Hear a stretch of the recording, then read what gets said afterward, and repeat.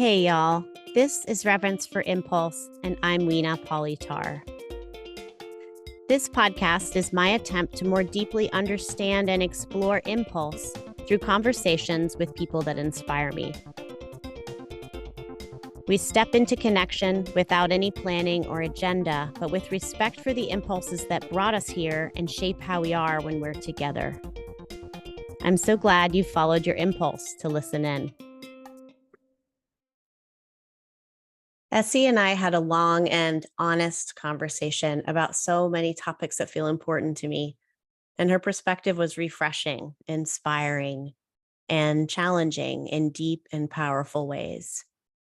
Esi is a somatic practitioner and ceremonialist, an ordained priestess of Isis, among other traditions, educations, and trainings that fuel her fire and shape her presence with others.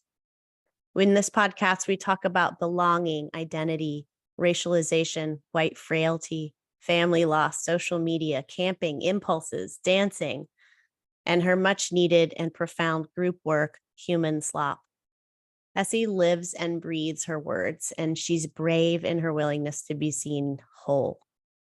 We started with an AM practice, and Esi requested doing it without a timer, which I loved.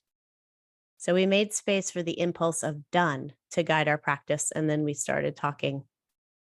I feel so honored to have shared this time with this gorgeous human being, and I'm excited for you to hear from her in her own words. Hi. Hi. Hi. How was that for you? It was good. I was thinking about when you invited me to talk on impulse, because I'm a somatic practitioner, and we always say to people, follow your impulse, follow your impulse. So I was like, oh, talking about impulse, how interesting. So I was even feeling it into it in the practice, just how much almost extra chi I had in a way that I just needed to give to the earth, that I didn't feel until I started moving. So yeah, it already tied into the impulse thing, because it's like, oh yeah, to create change, you have to be willing to move, which means you have to have the energy to move. And so I think I've just been thinking about that a lot. And I'm someone with a big system. So even when you said feel into it, I also had the like, what if I go, what if I measure and it's a big kapow? But it just, the more I like actually listened, it was like, oh, there's no big kapows here. Actually, it just, yeah, it just landed me right in. Like I feel like I took coffee, even though I haven't had any coffee. That's how it feels. Yeah. I love that I got to witness first, because I feel so many directions, and watching you was like, now I'm doing this. And I also, I always feel very tender as a witness, not always, but a lot. And the tenderness came in, and I thought, well, let me just make space for it. But it was really about options. I think because of what you said, your day was like yesterday. I was sort of struck with like, what? That's possible? Like, what? Like you can do that? And it's not a mental, it feels like a body question. So then when you're moving, it felt like more of that reverberation of like, huh? Can you, oh, you can like just be that, do that, touch there. I don't know. Decide to go until you're done. These are things I intellectually encounter, but I felt it so much more today, I think.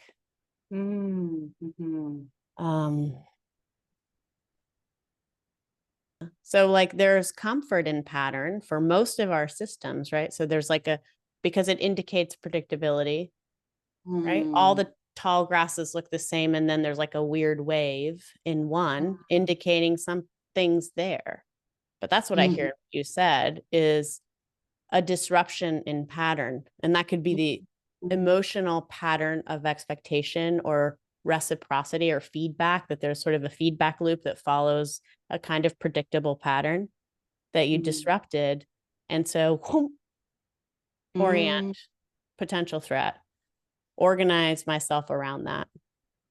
And then, and so, but I would think those would be the movements of our system as people interested in that system that we would want to get curious about. Like, ooh, I just felt that. Right. And then for me to be told how everything's not for everyone, and we're in this weird time where everyone's trying to make everything for everyone. I literally had to just sit in this room, scan it, be like, okay, I'm the only Black person in this room right now, you know? And yeah, I hear you. Maybe you're saying I don't belong here. It was kind of how I took it. Like, oh, maybe I don't belong here then. And then I think I've been sitting with, well, where do I belong? As if I'm not doing the race play. And if I went to the death trade people and they're, I can't even ask about some death wisdom. Yeah, it just it was like sobering in a good way, where I was just like, oh, I think I need to, maybe I'm looking for something that I need to stop looking for. From these figureheads or these, people who get the clout and write the books. And then I'm like, oh, you're in some type of eldership. But a lot of times it's just, it's not like eldership I'm used to as a circle. It's more like I'm at the head of the table, So I think it just was like, oh, okay, yeah, right.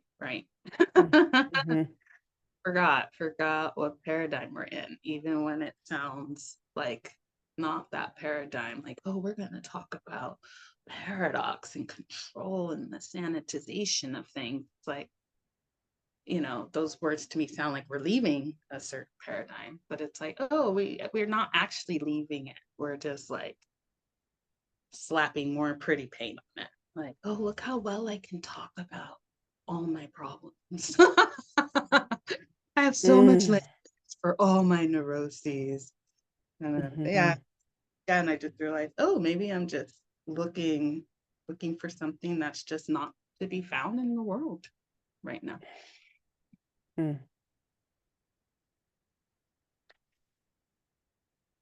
This is something that gets to me because I think I feel a similar frustration when there's a lot of elegance and intelligent construction of language and words around some of these things, because it soothes me. Like, ooh, I feel uncomfortable. Like, give me words to make this make sense. But I don't like how that feels. And I want to stay inside the place that is kind of jangly and uncomfortable. And it does require a level of resilience. There are times I don't know about you, and that's why I'm so curious to ask more about Human Slop, which is a great name. So good. But I have so many questions. I'm trying to slow down a little bit.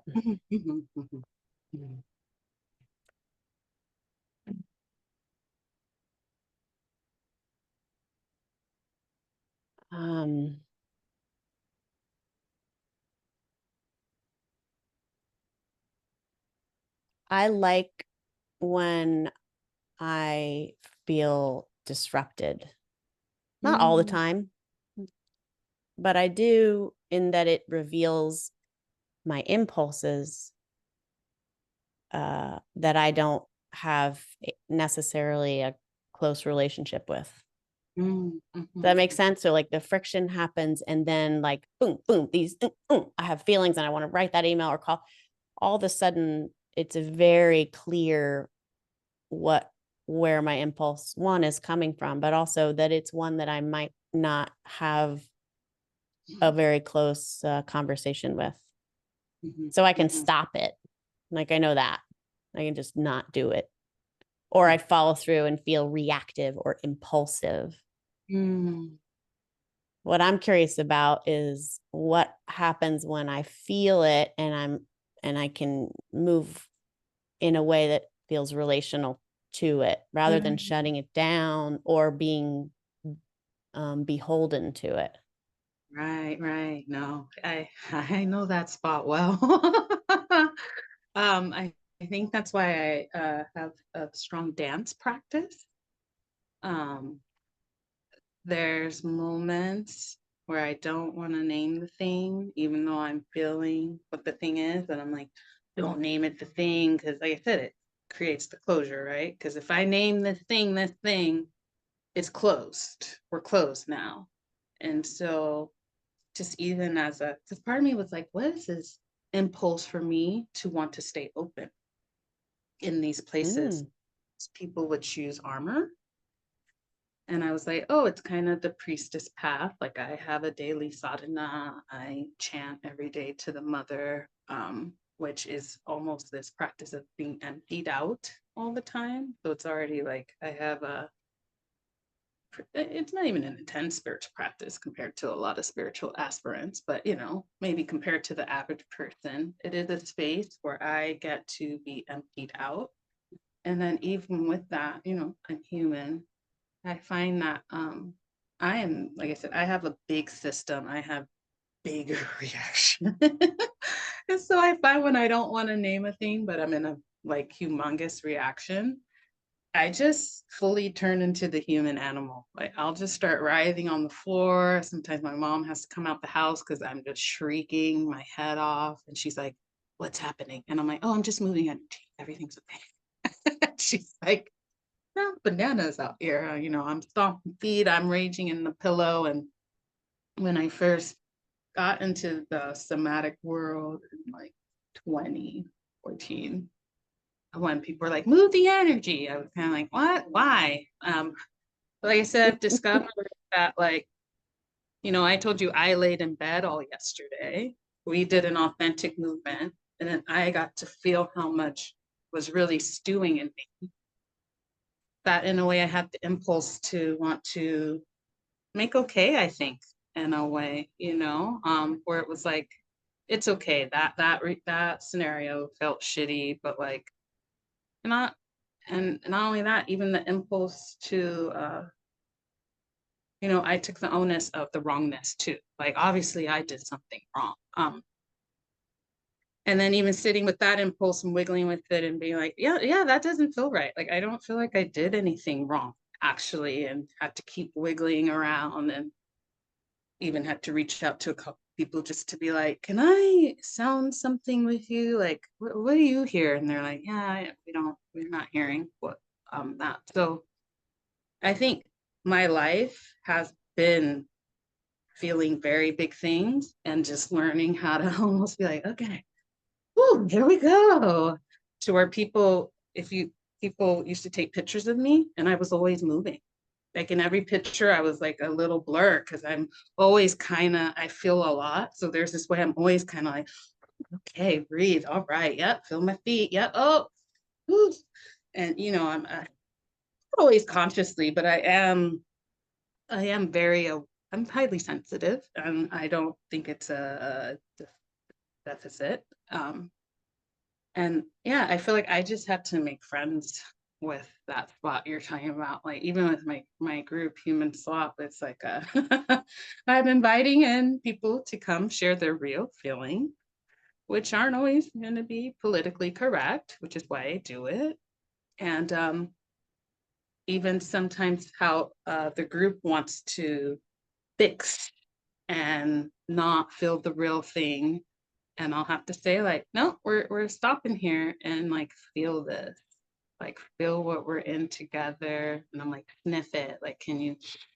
smell the tension, like smell the plurality, smell all the dimensions here that we want to collapse, you know? And I do find that people come out of slop with way more capacity. I don't know why, but almost all of them write me like, my capacity is like whoosh. And I think it's because we sit in there. Like that is what the group's for. Like we're gonna sit in this stuff. This isn't, I'm not like some wordsmith, like you said, with the elegance in the words, who the masses of people come and I'm soothsaying them with my words, you know. If anything, most people are a little put off by me because I'm a little rough around the edges a little bit.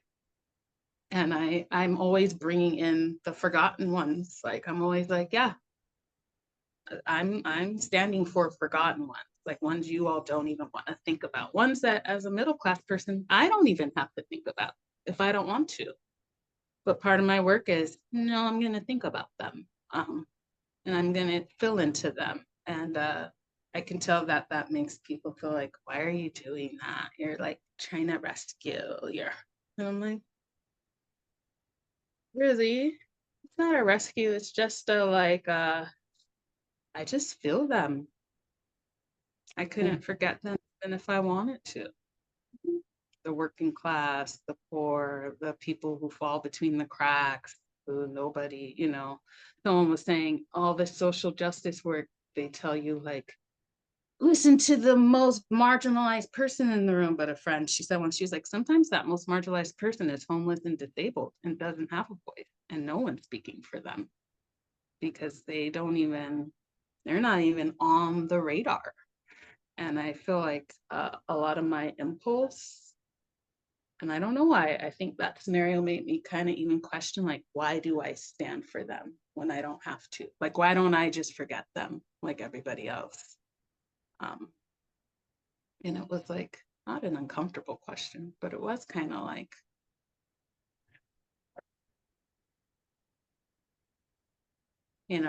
I, I, there's this whole world right in front of our face that we can learn to relate to. Like we don't have to, I'm in the spiritual seat. So people are like Pleiades and fifth dimension. Like there's so many dimensions here to relate to. And yeah, they're not as sparkly and shiny. A lot of them are gnarly. And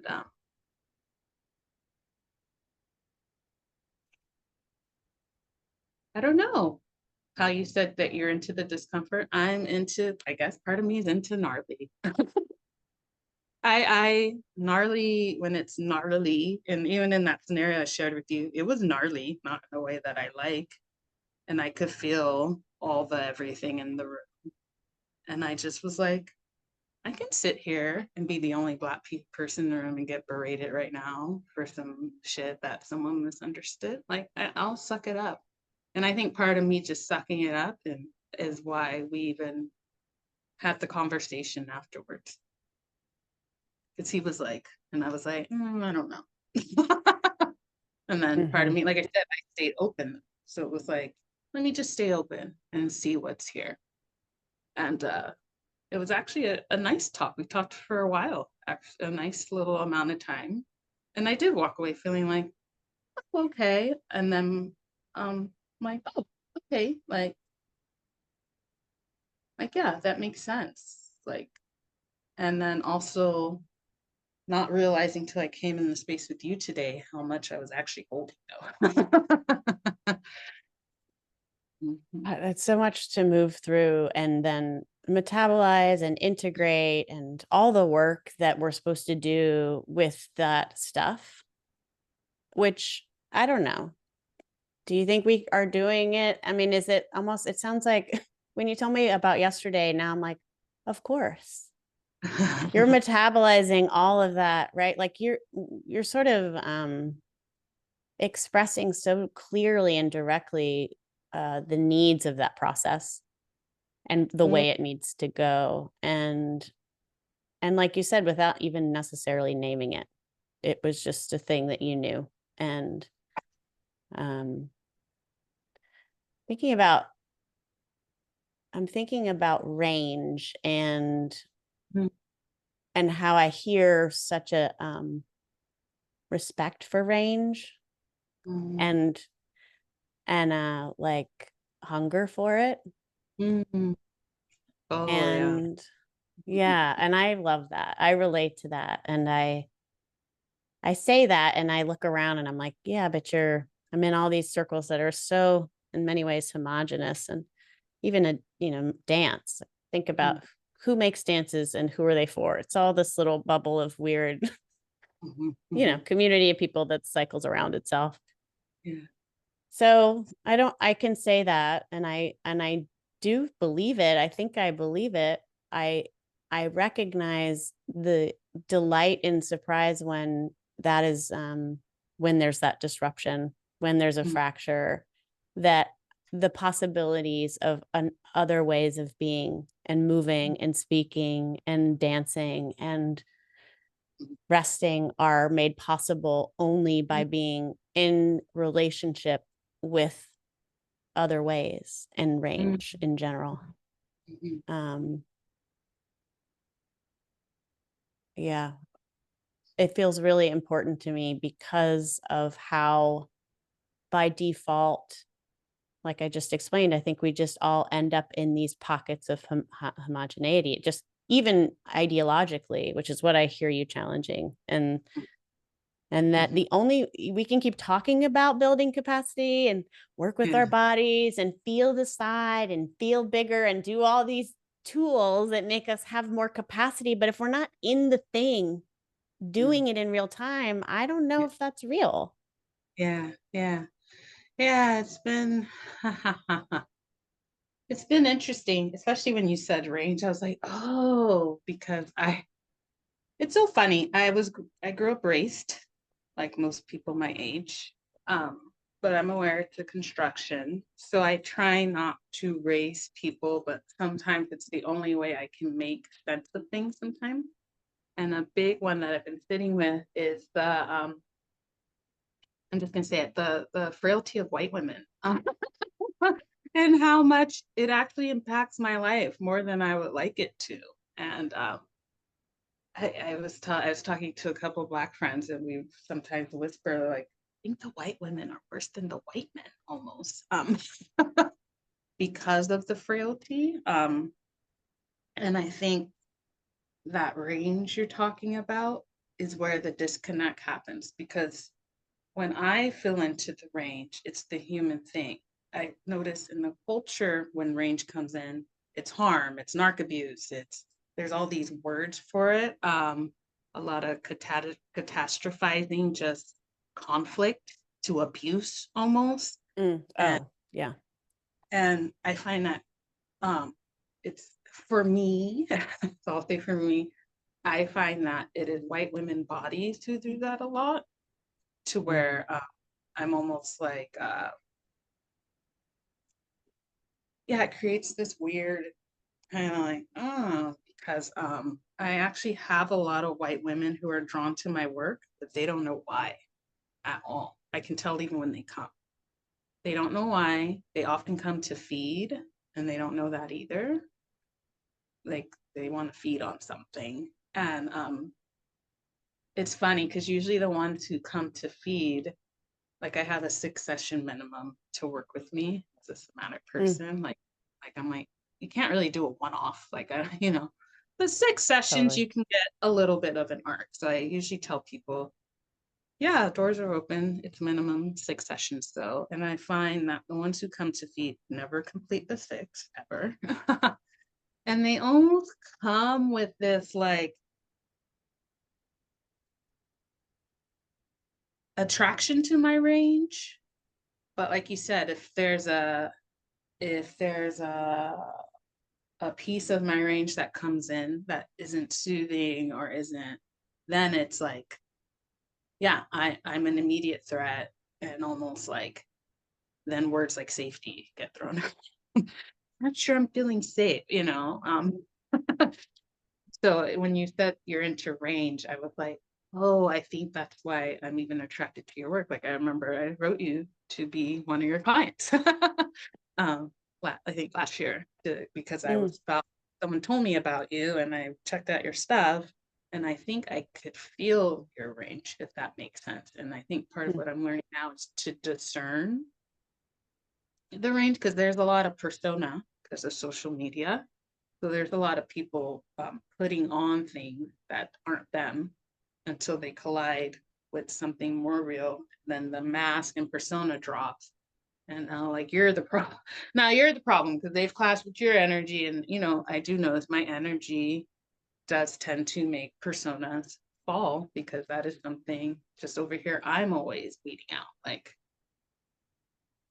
let me just distill it, keep distilling it down to, you know, to me, because we've all been kind of now trained for this social media algorithm that, you know, I have a couple teachers, my tantra teacher and a person I took a Union somatic course. They were both like, technically, we wouldn't even allow any of you on social media during the training because it hijacks people's systems that much mm. that the tantra trainings is a year-long training. We're done in June. And so she was like, traditionally, with a more traditional teacher, you would have to get off of social media. Like, you couldn't be on it the whole training. And just being aware that I really do. I can feel when the algorithm takes me outside of myself. And I'm like, I gotta show everyone how smart I am right now because I need a dopamine head. Oh my God. You know, instead of just hydrating or whatever reason that I need the dopamine. It's like, I probably just need more water, you know. um, so that what you said about range is interesting, because I think it's something that I need to learn to actually discern almost ahead of time, sadly. Yeah. And I think it's like there's that thing, I don't know how you feel about it, but where you don't really choose your capacity. It just is. So you Mhm. can work on it and maybe it grows with um I don't want to say practice. Maybe it grows or shrinks depending. But I'm thinking about that, like the white women fragility thing is real. And as a white person, I think I definitely feel that my tenderness creates action or can, like not in a control, but I'll notice the upset. Well, here's an example that is interesting. And I've talked to my husband about this a little bit. When my daughter flips out, ragey cry, I'm like, cool girl, get it. And he's like, what is going on? What do we do? Like something, it's urgent. Mhm. Something has to make that stop. Mhm. Mhm. And I'm like, no, she's just doing like she's feeling. But that reaction of action is something I think, and I don't want to say, white people are not a monolith. Like Right. there's all right. It's also true there in that I don't think all white women have the same experiences. And so I'm not saying mine is universal at all. I think there is something around, there are places where I can honestly say where I've felt that my fragility creates a different action or Mhm. not. And Mhm. it's subtle, but I can bring it awareness to that, right? And I've also noticed as I've gotten older, where that conversation internally about, is it okay to cry or am I doing that thing? Yeah. Mm. And it's interesting and it's real. And I think when you, what I appreciate too about the way you're speaking about all of this and your wonderings around it and desire to know more and your curiosity is it, I know that there's a solid sense of worth inside you. That's what I feel, from which these are coming. And if it's not being received with somebody who has a solid sense of worth, then then I can see how there's the potential to feel like it's something they have to answer or refute or agree with, or do you know what I mean? I feel like I'm trying to No, not be dodgy here. I feel like I'm I get what you avoiding mean. something. I get what you mean. Am I avoiding saying something? I'm trying to, let me check in here.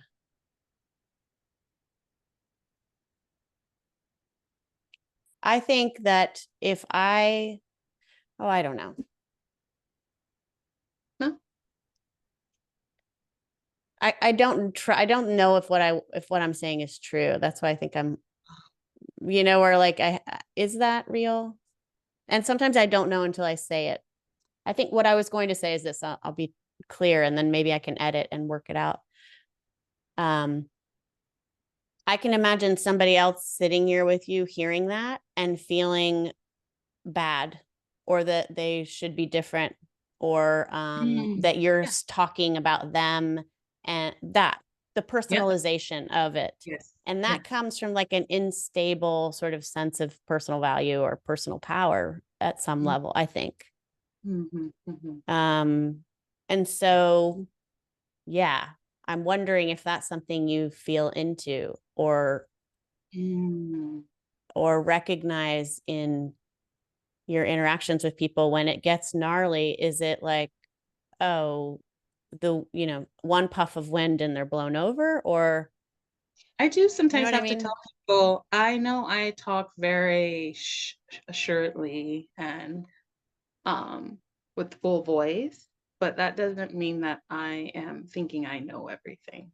But I think there is a thing of I've been thinking a lot about audacity lately because it's Mm, very in versus being authentic. Um, and so part of it is I do just name it for people. Like, you might be feeling like I'm talking to you, but I am just in an inquiry that goes beyond any of this. So sometimes I name it, and then I could tell people like, oh, okay. Um, so I think what you're sensing is correct. It's actually something I just usually have to name when I can feel the like, mm, and then sometimes I just let people have all that because I know my intention is not to personalize them. And sometimes they just need to feel that. Like when the incident happened that I shared with you, at some point I did say out loud, it was a genuine question. So I did say it out loud, like as I was being berated, but it was also just like, it was funny because everybody kept saying how tense it was, and I wasn't even feeling that tense. I was just more aware, like, wow, I just like activated the hell out of you with this question. Like, who knew? And like I said, it did make me have to check my own impulse because I do sometimes have the impulse to provocate.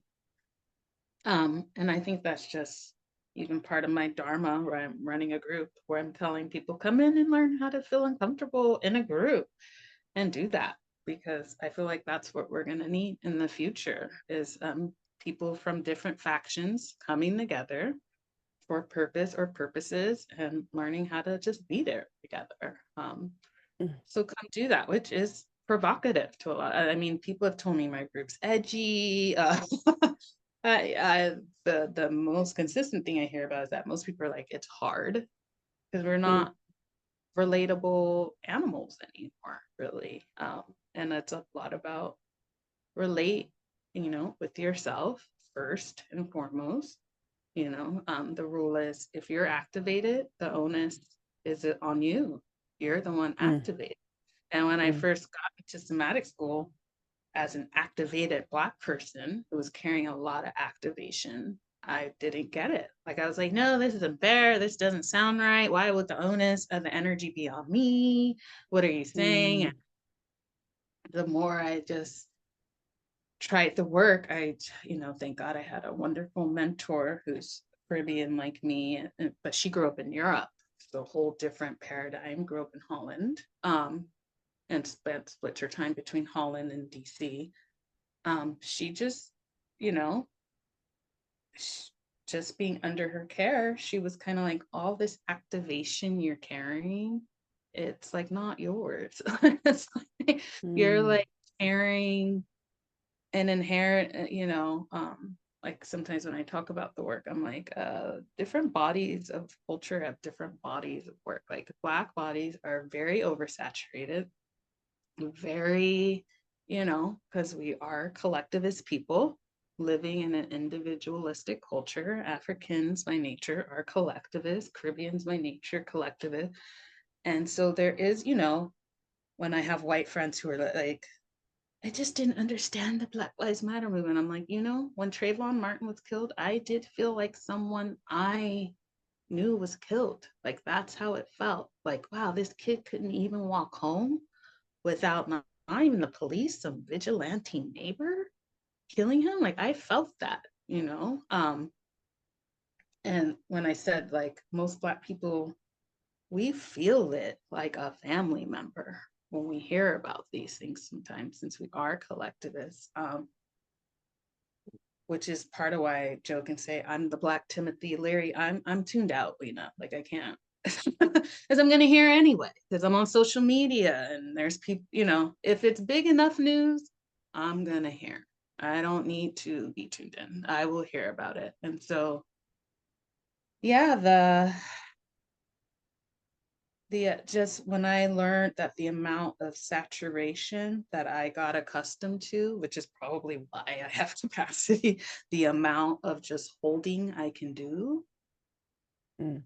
and the amount that of really holding that some cultures are doing for the culture at large. Because, like I said, when things aren't dealt with, that energy still has to go somewhere. And so Mm. a lot of people are just holding it in their bodies. And when I learned, like, actually, you don't have to do that, it was like Mm. very illuminating, because all I've known my whole life is that Black bodies do that. We're holding, we're burdened, and when the mentor was like, you don't even have to do that. She was like, I would even go so far as to state of being offended is a choice. You can even get enough in the practice of it where you can see that you wanting to be offended is a choice. And I was like, I don't know, but it's kind of true. It's Mm. kind of true. And there are things that just naturally hook you, but that's Sure. different than like, no, I'm offended. You know what I Yeah. mean? And so just even on learning all this stuff that in my world was just like Blackness, for lack of a better word. It's just how Black people are. We're just kind of angry and full of stuff. And realizing like, yeah, that's fucking bullshit, actually. And I won't lie to you, there is a way I don't get to be part of the Black collective because I'm not full of that stuff anymore. I don't get to belong anymore because the belonging is kind of like, well, we're all going to be offended and full of stuff. And you've decided to opt out of being constantly offended and full of stuff. And I've literally had people tell me, yeah, you're not really part of the community anymore. You sound like you hang out with too many white people. Because I've said, like, I'm going to liberate myself, you know. And then I actually have other people who are like, I have a friend, he's Jamaican, very ornery Jamaican man. And he told me one day, he's like, you are living the true African way with the openness. And he said, he was like, I just can't do it. Like, I don't have it in me to do what you're doing. So I could say almost facts. Most of my Black friends don't have friends of other races. Like it's that's how much it's like, ugh. Like they're like, we don't even get how you're friends with other people. And I'm like, oh, Mm. wow, it shocks me. And I think because I grew up playing music, and just when you do performance and music from young, you're with everybody from young. So from young, I was with everybody. I actually remember when I learned I was Black, because someone has to teach you that. Mm.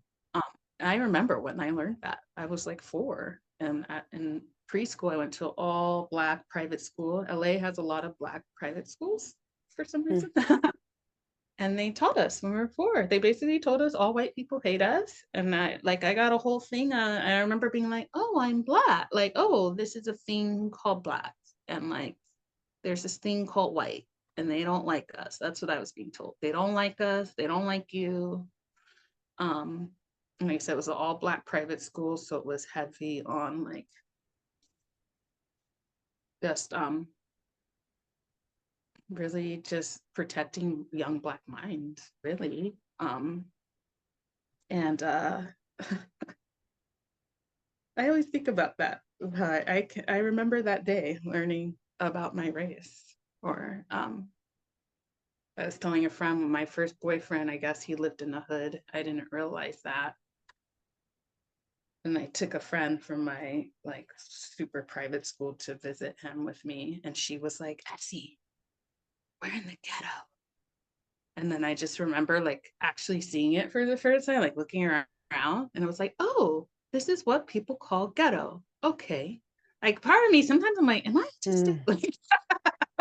Like I definitely am a little different thinking. I didn't even put the name to it till she was like, it's the ghetto. And then I looked around and I saw a roach and different little markers of like thing. And I was like, I guess we are. Like I legit didn't notice, and I don't know what that says about me. But No, I mean, it's this, I think it's why I feel so protective, but also delighted by children, because they're not making those words up. right. It's not that they don't notice difference. It's that they don't create, they do, perhaps, but it doesn't come with a qualifying indicator of how to be or what to do with it. Right. I remember I went to an elementary school that was just in the neighborhood. It's like I guess, pretty white suburban neighborhood. And I remember very distinctly in 3rd grade telling my best friend in the bathroom that I had a crush. And I was like, I think I have a crush. And I can't remember the guy's name. Jermaine, maybe something. Anyway, I was like, I think I like him. I have a crush. And she was like, Mina, he's Black. And I didn't know that was bad to like. I knew he was a Black kid. I didn't know that I wasn't supposed to crush on him. And I remember very distinctly feeling like she had information that I didn't have and that I should have it, and to kind of play it cool because I didn't get the memo. And then I felt like somebody didn't tell me what I was supposed to know. I didn't quite trust it. I don't think I was completely believing, but I remember very distinctly being confused, like, oh, like that's, huh? Are we not confused by that? And not to compare stories. I think they're very different, Oh, I obviously. think that's what the swap is for, to hear Yeah, about our socialization, what happens to us. right. Yeah. And how we learn what that is. It happened again in high school where there was like another, it's this sort of repeating pattern where you're supposed to be different. You're not supposed to be, yeah. Where do you follow impulse and where do you not, right? And where are you allowed to follow it? Yeah. I thought it was interesting you said that there's impulses that you're very close to. And I was like, can you say more about that? Because that kind of makes little Gemini brain like, what? Well, there are impulses that I like. I almost think of, so impulse, we could start with, what does it mean to you?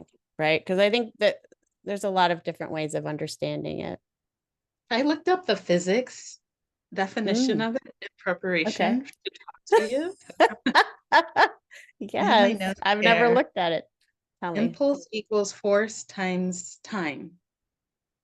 So they said it's a measurable quantity of momentum. A measurable quantity of momentum changing is the impulse of the object, i.e., in order for momentum to change, force must be applied for a period of time. So in Hmm. physics, that's impulses. And I was like, oh, interesting. And then in my rabbit hole on what's impulse in physics, I kept running into this thing called the paradox of control. There's a lot of things in the business world actually on impulse control. So I Oh, was of thinking course.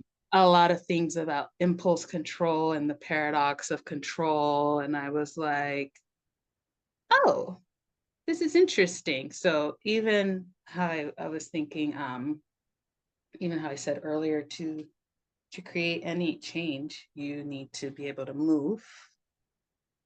And then to be able to move, you need energy to be able to do that. Like if I suffer, or I used to suffer from a like kind of chronic depression, which literally you don't want to move. And then if you could move, even if you just moved a little, I almost feel like the impulse to not move in a depressive is because you know something's going to change. Mm, You know, if you take that walk, something's shift. So I'm not gonna take a walk. Just like, mm, you know.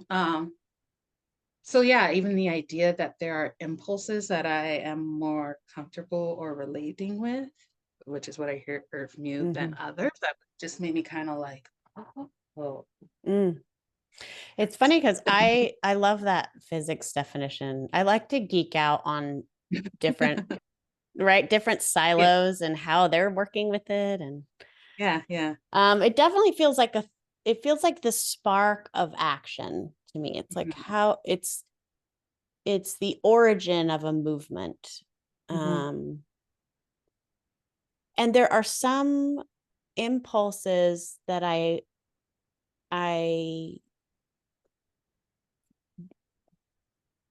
they happen and I know and I move into. I could say merge with, maybe, where I'm not even really tracking.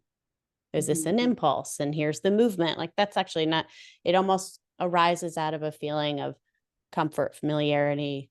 This is, for example, an authentic movement, moving towards sensation. Like I almost always want to move into sensation. And that's an Mm, impulse that I just allow for. mm, mhm. There are other impulses that show up, and this is when I get sort of a desire to categorize impulses, and then I think, well, what about all the ones that would fall in between categories? So I try not to. But when I'm feeling like it helps identify it more, I will categorize it as a protective, connective, or creative impulse. And so Oh. sometimes it's like the protective impulse, even those are ones I know really well, like a shutdown impulse of I say like robot Weena, where I just shut Mhm, down. mhm, Um, I have befriended, like that impulse shows up and it's usually, I can have a conversation with it. We can toggle back and forth. mhm, mhm, Or I can go between it and a higher perspective, possibly. So I don't always follow impulses I know well, but I have a mm, relationship to them. So I think that's what creates the intimacy. What I love is being side blinded by an impulse I don't know. ah, And sometimes that happens in relationship. Sometimes it happens in, um, I think of it as the creative impulse where it just, I don't, it almost feels like it's not mine. That's the mm, experience, is it's not even my impulse. mhm, I don't know mhm, where mhm, it's, that feels so exciting. That feels like being outside of what I know. mhm, mhm. Is that Mm, relatable when you think of impulse? I was trying to think of when's the last time I was blindsided by an impulse. My impulses usually err on the protective side. um, and so I think for me, the blindsiding is when I don't choose that. That it's almost like automatic for me to choose Mm, more protective impulses. Um, and I think I usually get kind of like, when I'm like, oh, I'm not, oh, I'm gonna stay. And like, oh, and like engage and not. I'm my one of my nicknames is disappearing acts. I can disappear like for months and like no one will hear from me, and I don't know what that is, but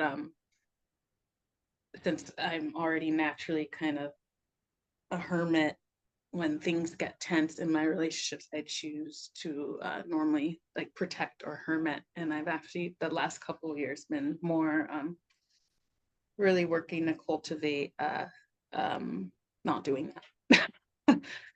to feel more into a connective impulse, which is Would not. you go? Sorry. I I just was just gonna occurred. say, which Do is you think of not that?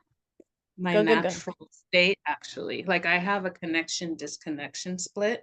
So as much as I like connection, there's a point where I get some of it, and then I can feel my system be like, yeah, that's enough. And back to disconnect. And it can almost be happen so fast. I don't even know what's happening until I just realize like, oh, I'm totally contracted and like I can't take any more connection, actually.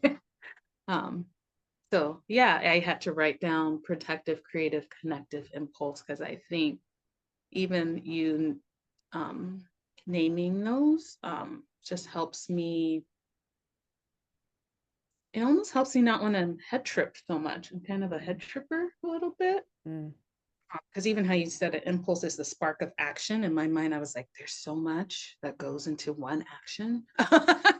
Like there's so much mechanics that have to happen for one little action that we like don't see, and we can fill into parts of it. But and I think that's why I thought this discussion was intrigued me, because I was feeling even into that, like what, like wow, there's so many moving parts to one action, like so much goes into an action, God, that I we love choose that. ourselves, and Right. because I live very counterculture, Weena. So I never have everyone's like the rest movement. I didn't need a rest movement. I was already resting. I was already like I just couldn't do it. It wasn't even by choice. It was just legit like whatever y'all are doing, I can't do it. And it used to make me feel like not enough, because it's like everyone else is running around feeling like they have to be productive and clever all the time. Why aren't I feeling like I should do that? And I think what's come out of that is, since my life is pretty slow and quiet for the most part, when I have an action, like when I take an action, it's like an action. I don't know if that makes sense. Mm. I can feel it. Because my familiar is a snake. So a snake can be in one position for 3 days. They don't move unless they're compelled. Like, so my snake can just be like this for 3 days. And then until he feels compelled to do another movement. Because most of the time snakes are actually just kind of chilling. It's when they're moving and doing a lot that something's up, like, oh, you must be Mm. hungry, like, are you okay? But in general, a snake is just chilling in their rock and they'll let you know they're okay, because every once in a while they just go, and you're like, okay, you're okay, as long as that little tongue's wagging. But when I learned that they don't move unless compelled to move, like every movement's like precise, and I was like, oh, interesting. And yeah, since I don't have a lot of extraneous movement in my life, I can sometimes feel the mechanics of the action. Like sometimes I could feel the parts of the trauma that are informing the action, or sometimes I could feel some of the other work that's trying to come through the action. You know what I mean? And it's fascinating. I don't know. I think your work on impulse is just fascinating. Mm. God, I love that image of, and I say sometimes in authentic movement, if you don't have an impulse, don't move. Like just don't wait. Eventually you're gonna have to pee or get up or something will happen and then you will move, like something. And I think there are a couple things when you were speaking earlier and I was like jumping on you, but I was like, wait a second. I was almost hearing like another layer of impulse. So there was the impulse to do this thing, to oh, I should move, or the impulse to lie down. And then I guess impulse doesn't feel like a point for me. Sometimes it does feel like waves, or there's more beneath that. And then there's a reaction to that impulse. Is that an impulse? And I can get quite heady also about, is that impulse, or is that a reaction, or is this just a pattern, or it can become all these things. And I've tried to not get lost in that conversation, because it almost, who cares, kind of. Right. Yeah. At the end of the day, was it an impulse or not? I don't know. I don't need to take a test on it. What's more important to me is, I guess, the what came of it, what came of moving or not moving.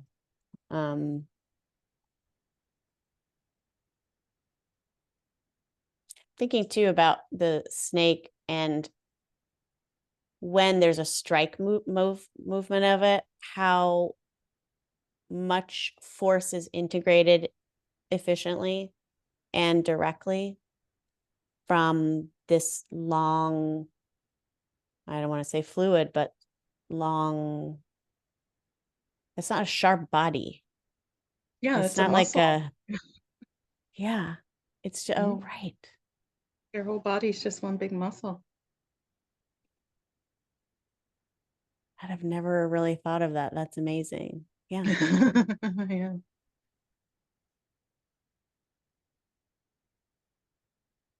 And they're deaf and blind. So their whole thing's based on the heat of movement. Mm.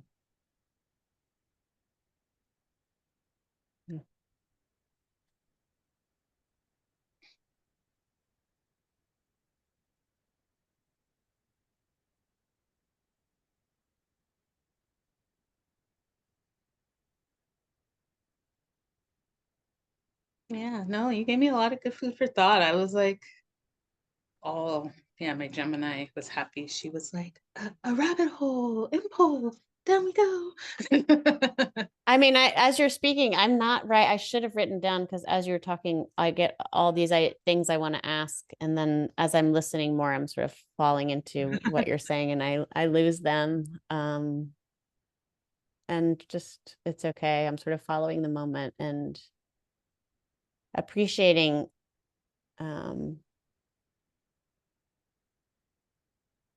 the action part, all the parts and pieces, the way you're describing the coming together of what is required for motion and movement.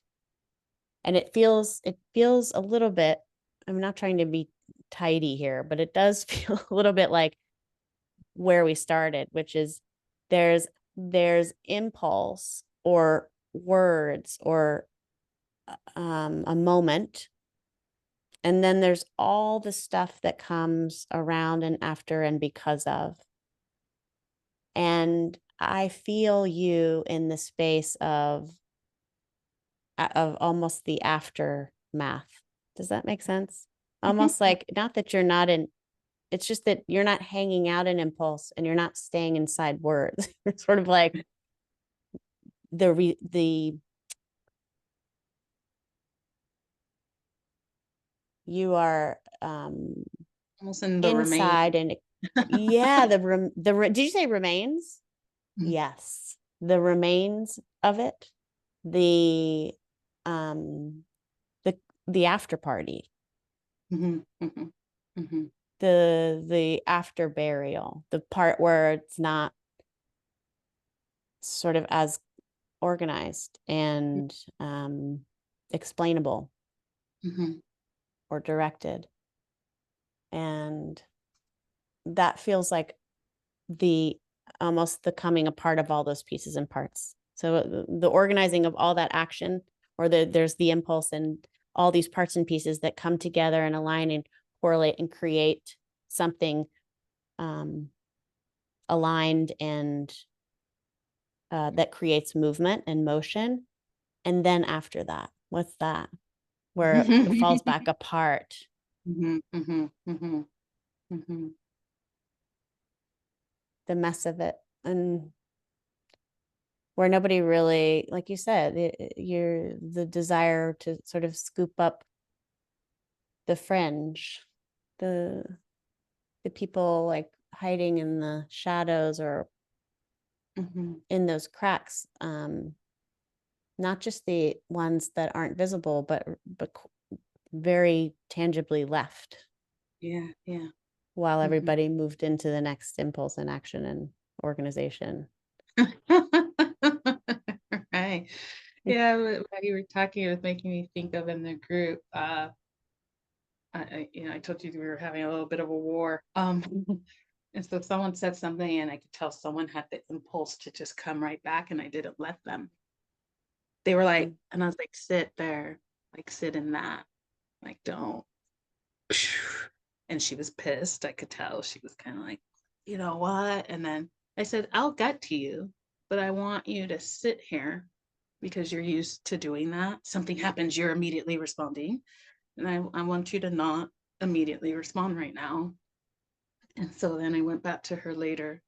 And it was to show her, since she is so responsive, yeah, now that I've come back to you 20 minutes later, your response is more regulatory. You're more actually being part of the group than had I just let you respond. We might have just spun off on a whole other thing again because you were activated and you were ready to just off the cuff say something, which I wasn't saying it didn't need to be said, but it also was like, it's yours. You like sit with it a little bit and see how it works you. And I'll come back to you and we'll get to, and we did get to see how it worked her. Like it was a very different share with some time versus the off the cuff share, and way more tender and vulnerable. And even in the group, I had anytime someone shares, I add a 20-second pause. No matter what someone says. I'm like, and now we pause and like take it in because we're so used and almost entitled to like, and it's like, no, someone just shared a lot and like take it in. Don't always have an immediate response, something to say because you've been prepping your words. And I noticed that with the 20-second pauses, a lot of people who thought they wanted to talk before the pause, after the pause, they don't need to talk. So it's almost made me start wondering, what's that impulse to always want to respond or have to have something to say? Because like I said, I almost live in the other land, and I've been in this other land a long time to where, people think, oh, Esi, you never have an opinion about anything. No, I do. I have once. I just don't feel the need to like barf them everywhere. And I don't feel the need when I see different opinions to let people know that my opinion's different, like it's for That's me. very refreshing. Oh my God, it's so refreshing. But I don't, go ahead. I was just gonna say, I have people who think that's problematic. That's what I'm saying. It's so crazy. There's people who are like, you're not being involved. And it's like, I'm involved. Trust me, I'm involved, What my family went through with my father. In fact, we still live in this home where like a very gnarly thing happened. And, I'm here with my mom, who is from a different generation, who is holding, I can see it in her body, holding, the murder of my father on the doorstep by the police. She came from a generation, and I admire her, where she had 3 daughters and she just had to keep going. So my mom turned 79 on Monday. There's so much holding in her body that when I give her a little squeeze like this or a little rub, often the aftermath of that is her saying she thinks she's having a heart attack, because that's how much she's holding, that when it starts moving, she thinks something's wrong. And I'm like, you're just holding so much, and you come from a generation that doesn't let it go. Like my mom's going to take that burden to the grave because that's what she's been taught to do. No matter how much I hug her, no matter how much I'm like, try to let some of it go. It's like she just comes from a different time and place where, she's gotten used to this holding in her body, and it's, I watch my mom sometimes. And I think I used to judge her because I learned all this somatic stuff, mom, and you should be. And it was kind of like, now did something, I don't know even how she did it, You know what I mean? Her husband died in a shocking, dramatic way. And, just still somehow all the daughters went to Ivy League schools and were, functioning enough to like keep going, which shows some type of resilience from the household. But sometimes I do wonder the cost of resilience for certain people. Yeah. Because I know I'm very resilient, but at what cost, sometimes. Yeah. And what is the rhythm of that, like contraction and expansion of for yourself or even for her? Like, is it a whole lifetime of contraction and her expansion happens after? Is it in a Right. day? Is it a month? I'm shifting here so I can get out of the So cool sun. that you can do that. Thank you. Um, I think there's something about this. You said audacity, and it's really stuck with me because I think people's ideas are interesting. There's something about the audacity to think that one could help, or the audacity to think Yeah.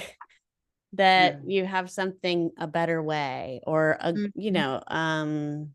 and it's all over the place. Even I would say in eldership, there's this newer idea of, oh, right, we've completely forgotten about the older generation in this country. Like, let's bring more, I mean, at least in the white community for sure.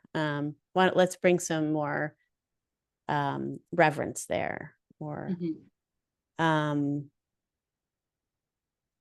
it feels, I don't know how, I think it's very American. Do you know what I mean? I think it's like there's a sort of audacity, which can be so great. Like it's almost teenagery, like, you guys, I have the best idea. Right? Like, It's well, not that deep. It's not like it's not held over time. It's sort of like, and it has a lot of enthusiasm and energy around it. But sometimes there's, I think, and as I get older, I feel less and less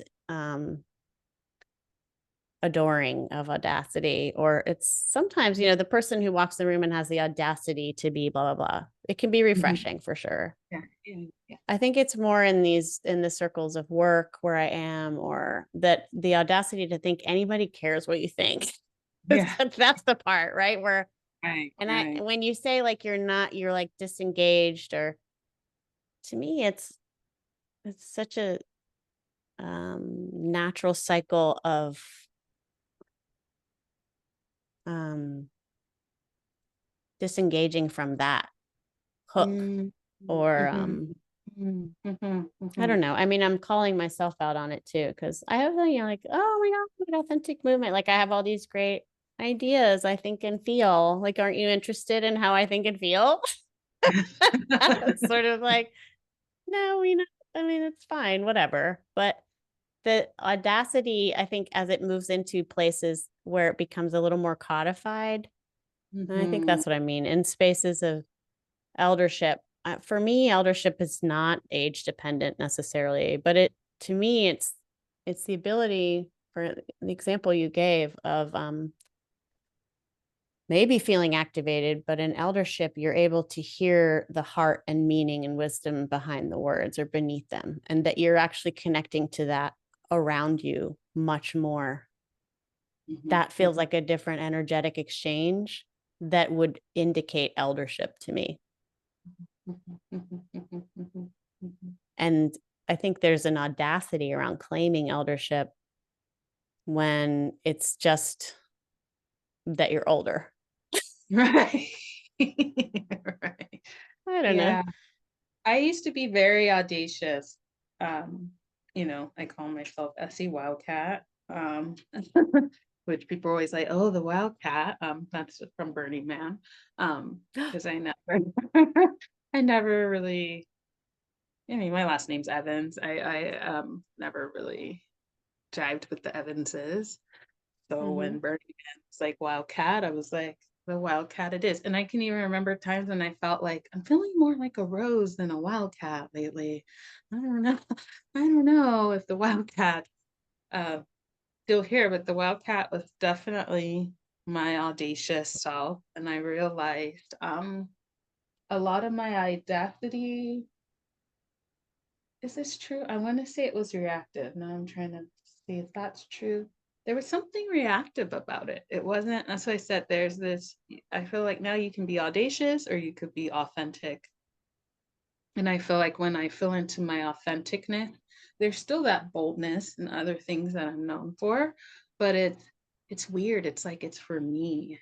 It's not for the consumption of the algorithm or whoever. You know what I mean? It's like the more authentic I feel, the more those pieces are just getting more congruent to where almost, this is funny, to where I'm almost able to, it actually does help me move from my tendency of protective impulses to be able to look more for the connective and creative ones, because I'm not in this weird, and when I was audacious, I got a following, people came, but there was a lot that was more gentle and tender that people just couldn't even see. That's actually more me than like I wrote a post once where I said, can you describe me in 3 words? And almost everyone wrote unfuckwittable.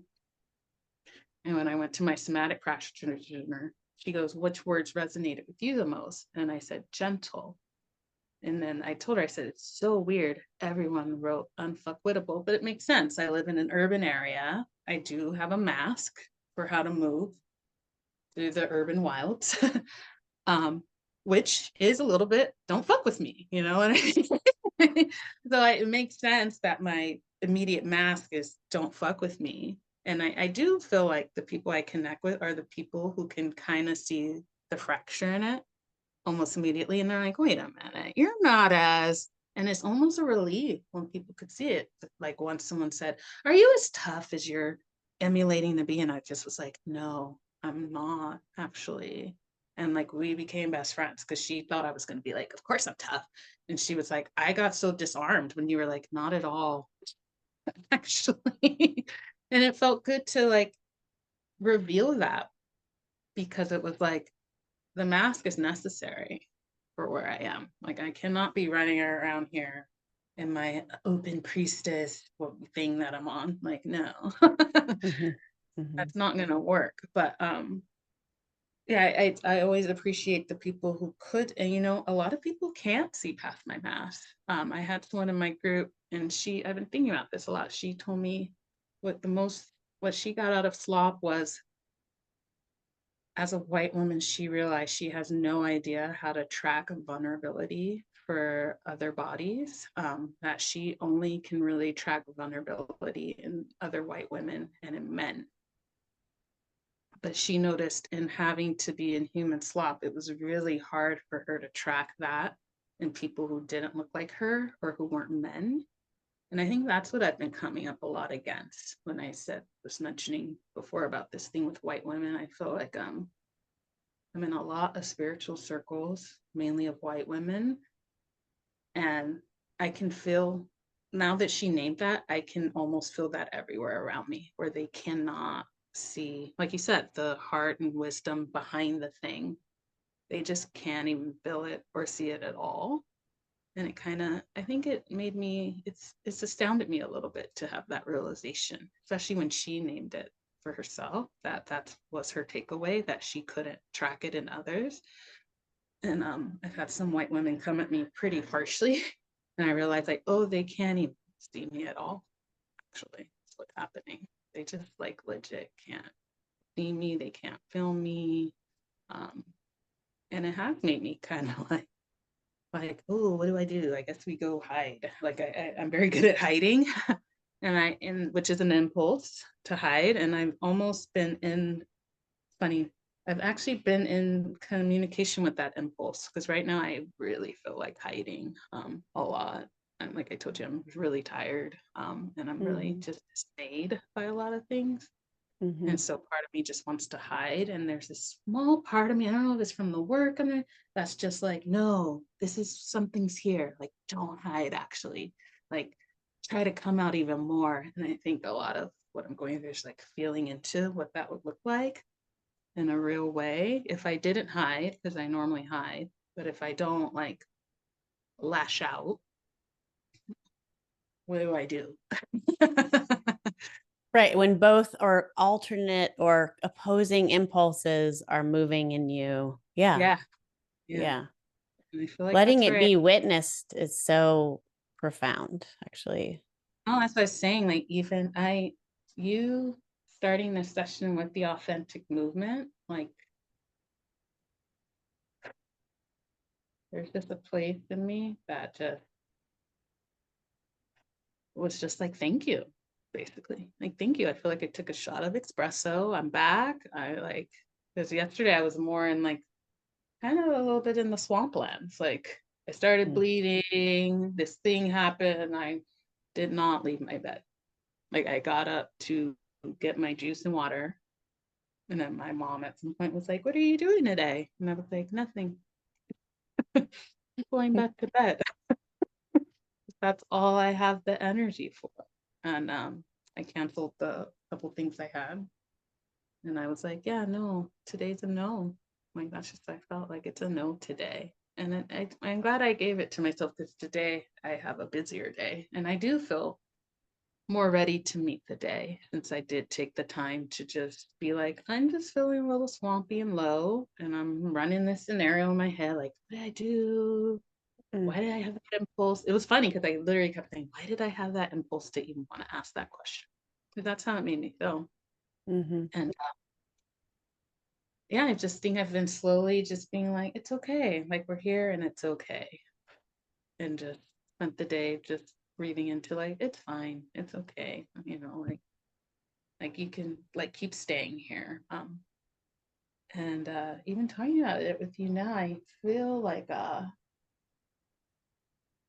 feel very alert. I don't know another way to describe it other than like I feel very alert right now from this whole engagement with you.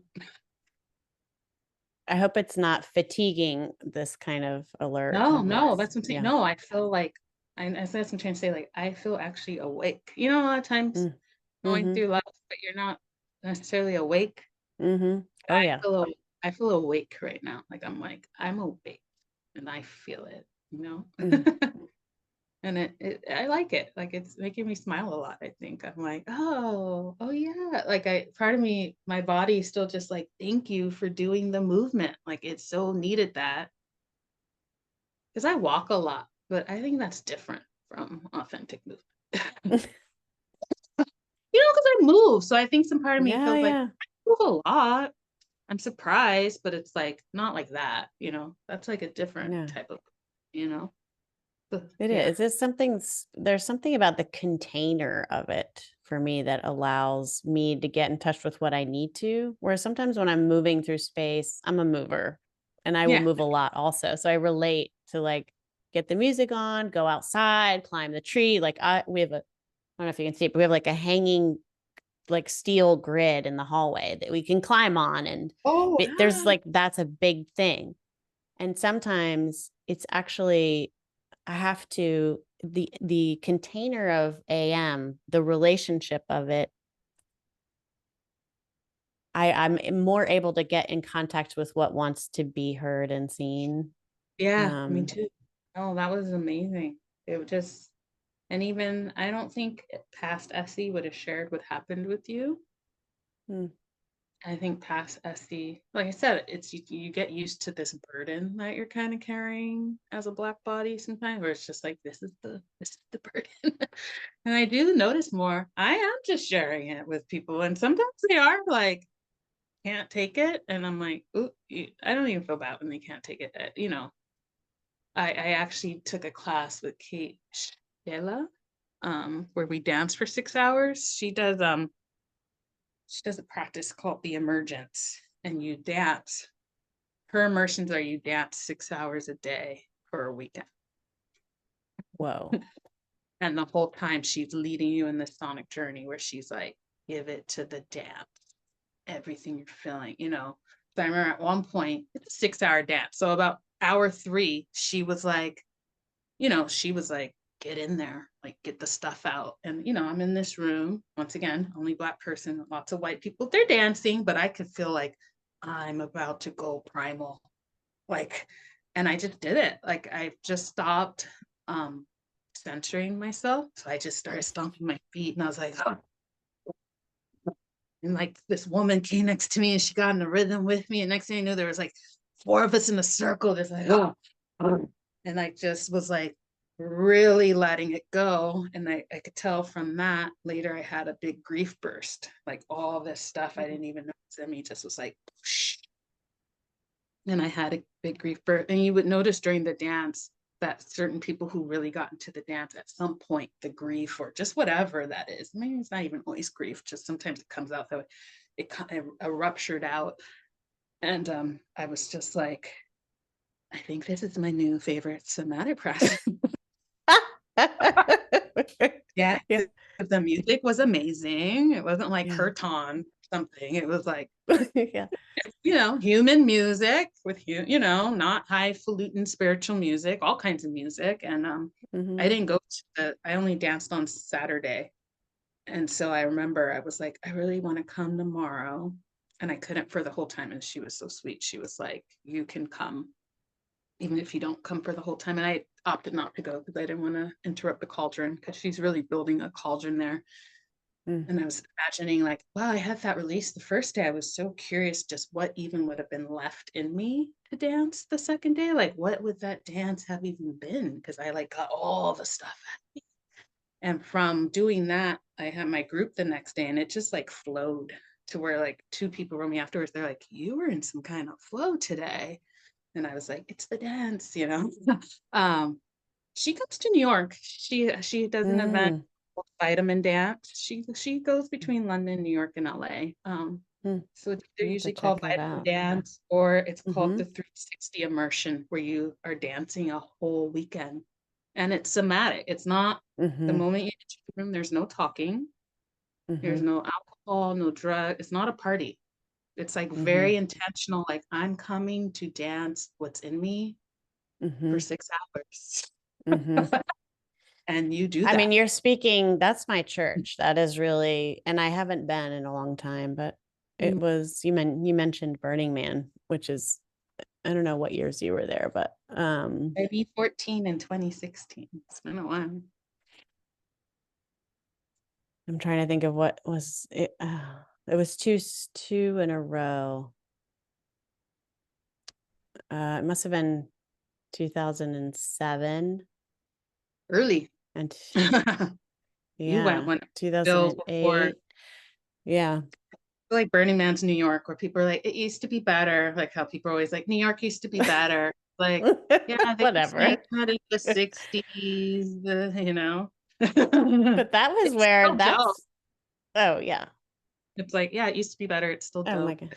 I Oh, feel like Burning completely. Man's like that. Everyone's like, it used to be better. It's like, well, it's still a good time. It's absolutely, and the fact that it exists at all is still pretty amazing to me. But Right, there was, right. I mean, periods of my early New York, I think, I don't remember who I was talking to about this, but I would bring a change of clothes in my backpack and go to Body and Soul because it started at 3 p.m., which I loved. There was no alcohol, which I loved. Yay. And I would work and I would go until I was drenched at like Mm, 8 p.m., put on the dry clothes and take the wow. subway home and be like, Yeah. that's the best thing in the world. I didn't talk to anybody. I was not there to make friends or find a date. I was there to move and not be inside language. And when you're talking about that, I feel it. I know it. I miss it deeply. Mhm, mhm. And there I is even something about needed that. duration, right? Durational. Yes. I mean, your impulse shifts a lot in durational, suspended activity that's oriented around the same thing, the repetition or the returning, the going, the staying, the staying, the staying. Yeah. Even when you had to fill in, like, is it time to rest now? because it's 6 Exactly. hours. So it's like time to rest, time to take the water, time to witness others.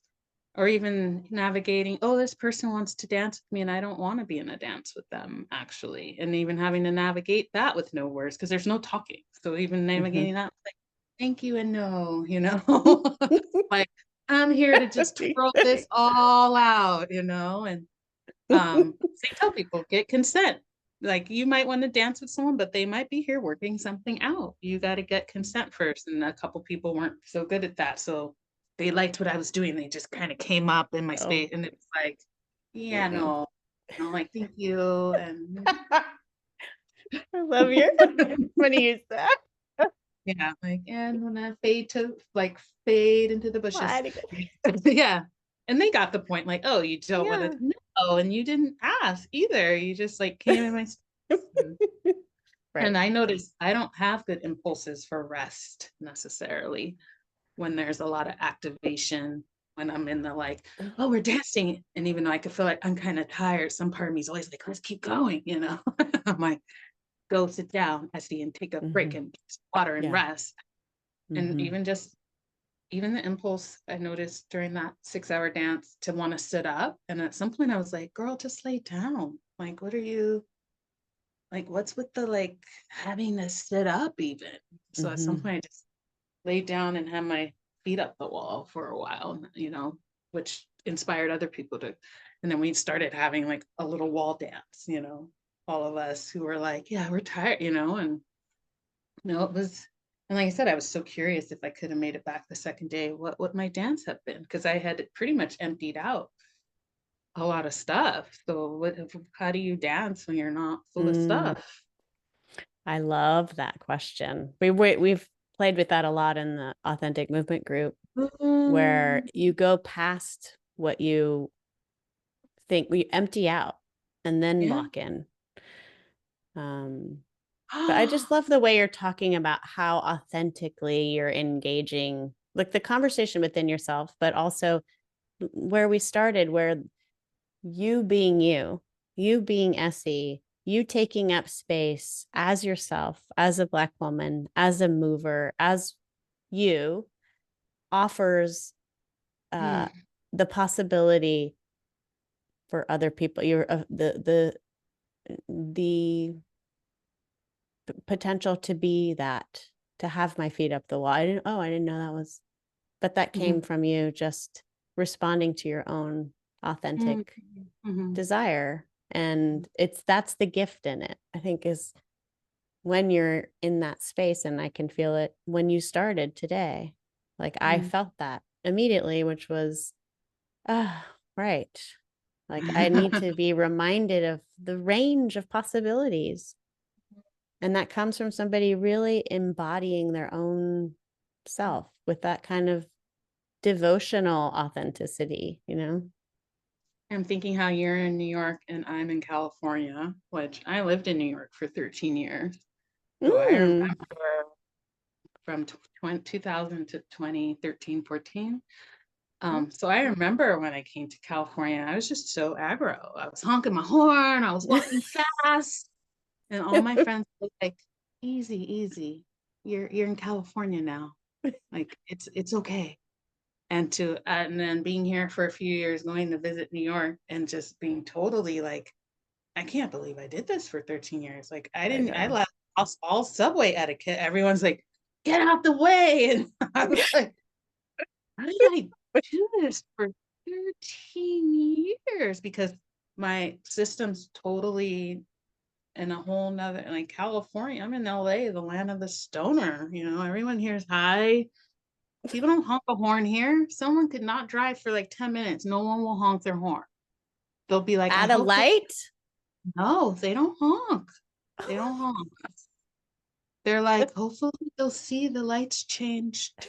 It's just totally different here. Yeah. And like I Uh-huh. said, my friends had to tell me, like, you need to calm down. Like, you're not in New York. Like, why are you walking so fast? What are you doing? And it was just like, oh, and even feeling the like, oh, like I don't have to be on all the time here the way I do in New York, which is part of why I Mm, left. My adrenals were like, we're done. I was on the Broadway hustle trying to do the Broadway. oof.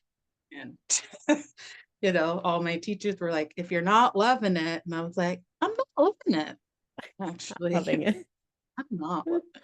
No, the Yeah. cattle calls and the constant, Oof. you God. know, you're a Black woman. Here's crackhead number 2. And it was just like, yeah, you know what? No, I think no. Mm, mm-hmm. And coming back to live with my mother, which was, interesting, because this home was kind of the reason I went around the world to seeking things was because of this home. It was even interesting to be like, now I'm back as a grown person. My mom's elderly, and like, actually, she needs me around. Like, as much as I want to be like, Mom, I'm getting my own apartment, which sometimes I threaten. She just laughs at me. She's like, you want to go pay $2,000, $2,500 for someone else? She's like, really? And I'm like, because if I did that, I could not have this slow pace that I will acknowledge part of the slow pace I have is because I'm living intergenerationally in my childhood home. Like there's sacrifices I've made to be able to have the lifestyle I have. Like I'm definitely not like, I don't always feel like a full-fledged adult. My friends are nice and they're like, you are, but I don't, I don't have a husband. I don't have a child. I mean, I run this home with my mom. And that does take a certain amount of pressure off where I don't necessarily have to be doing a lot just to pay the rent. And like I Snake. said, it's a choice I made. And it's a choice I grapple with because even though I have this whole garage space, my mom has the house, there is a part of me that's very American. And that's like, oh my God, I live with my mom. Like, this is so corny. And she always has to remind me, if we were on the island as an unmarried young woman, you would be living with me anyway. So Mm-hmm. Mm-hmm. it's like my whole family on the islands, which no one's here but us, basically live in a huge compound. Kind of how me and my mom are living now. It's just a huge compound where this family is on this floor, the other family is on this floor, then there's another building, but it's all on the same land. And that's Mm. how my family lives in Bermuda. So she was like, we would be living together anyway. So she always has to remind me, like, just remember your Caribbean values. Because when I take on the American values, I'm losing. I'm Mm. not winning if I follow American values. But if I take Caribbean values, it's like, or even just hearing my friends reflect, like, people just say, like, we admire your choices, because there is a way I don't have to do more than I want to. I mean, one could say that's winning. Right. I But I'm mean, saying when on IG and all that land, yeah, yeah, yeah. I'm not winning. Because all that stuff is why people come to you, right? You're having some kind of winning lifestyle they want to emulate too. So the more you can show off your winning lifestyle, the more people you can draw. And even that impulse of mine to, I travel a lot. That is something I get to do since I don't, Mm. to worry about super rent. So I usually use that money for travel. And it was funny. Someone offered me a beautiful place in Mexico City for $500. Beautiful, beautiful duplex, own courtyard, its own guest casita. And I could feel into it. The impulse was I wanted to go, but when I felt behind the impulse, I was like, this isn't a true desire. This is only a desire because how I think it will make me look. Ah, yes, yeah. I live in Mexico City now in this beautiful duplex with but once I just got over that, it was like, this isn't an actual like there is a true desire to be in a lovely setting, but like, Do you it was think there's like, a whole, my fantasy is that there's a whole population of people who are not at all I mean, I know it's true that are not at all on social media and don't even know what we're talking about. And yes, I, right, they do exist even in this yes, country, right? yes. I am, so those sort of measurements and comparisons are not part of their experience of Mm, themselves, right? right. True. I want to be around that My more. boyfriend's not on social media. Yeah. And so when he sees me doing a thing or going down the spiral, he's just always like, it's fake.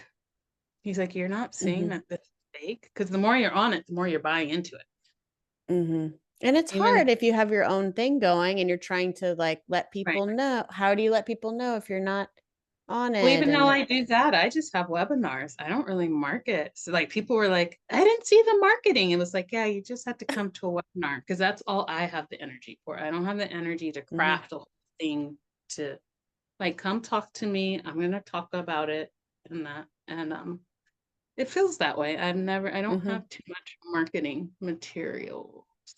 Mm-hmm. Which, I am an entrepreneur. I do need to look at that a little bit. Mm-hmm. I'm in the But process of that, and it's very humbling. yeah, It's like but I I've have had to really, people, yeah, go ahead. no, you had to really what? Just that it's, it's a really tricky landscape to navigate because of internal limitations or blocks, but also malaligned, templates for Mhm. there's not a real clear way to do it. And I've held out for a long time, waiting and sort of hoping that there was a completely other way to do it all. And there isn't. Or if there is, I don't know about it. And time's ticking, and I'm going to be 50 soon, and I need to pay bills. So sort of like, Yeah, yeah. like at to what level do I enter into this game?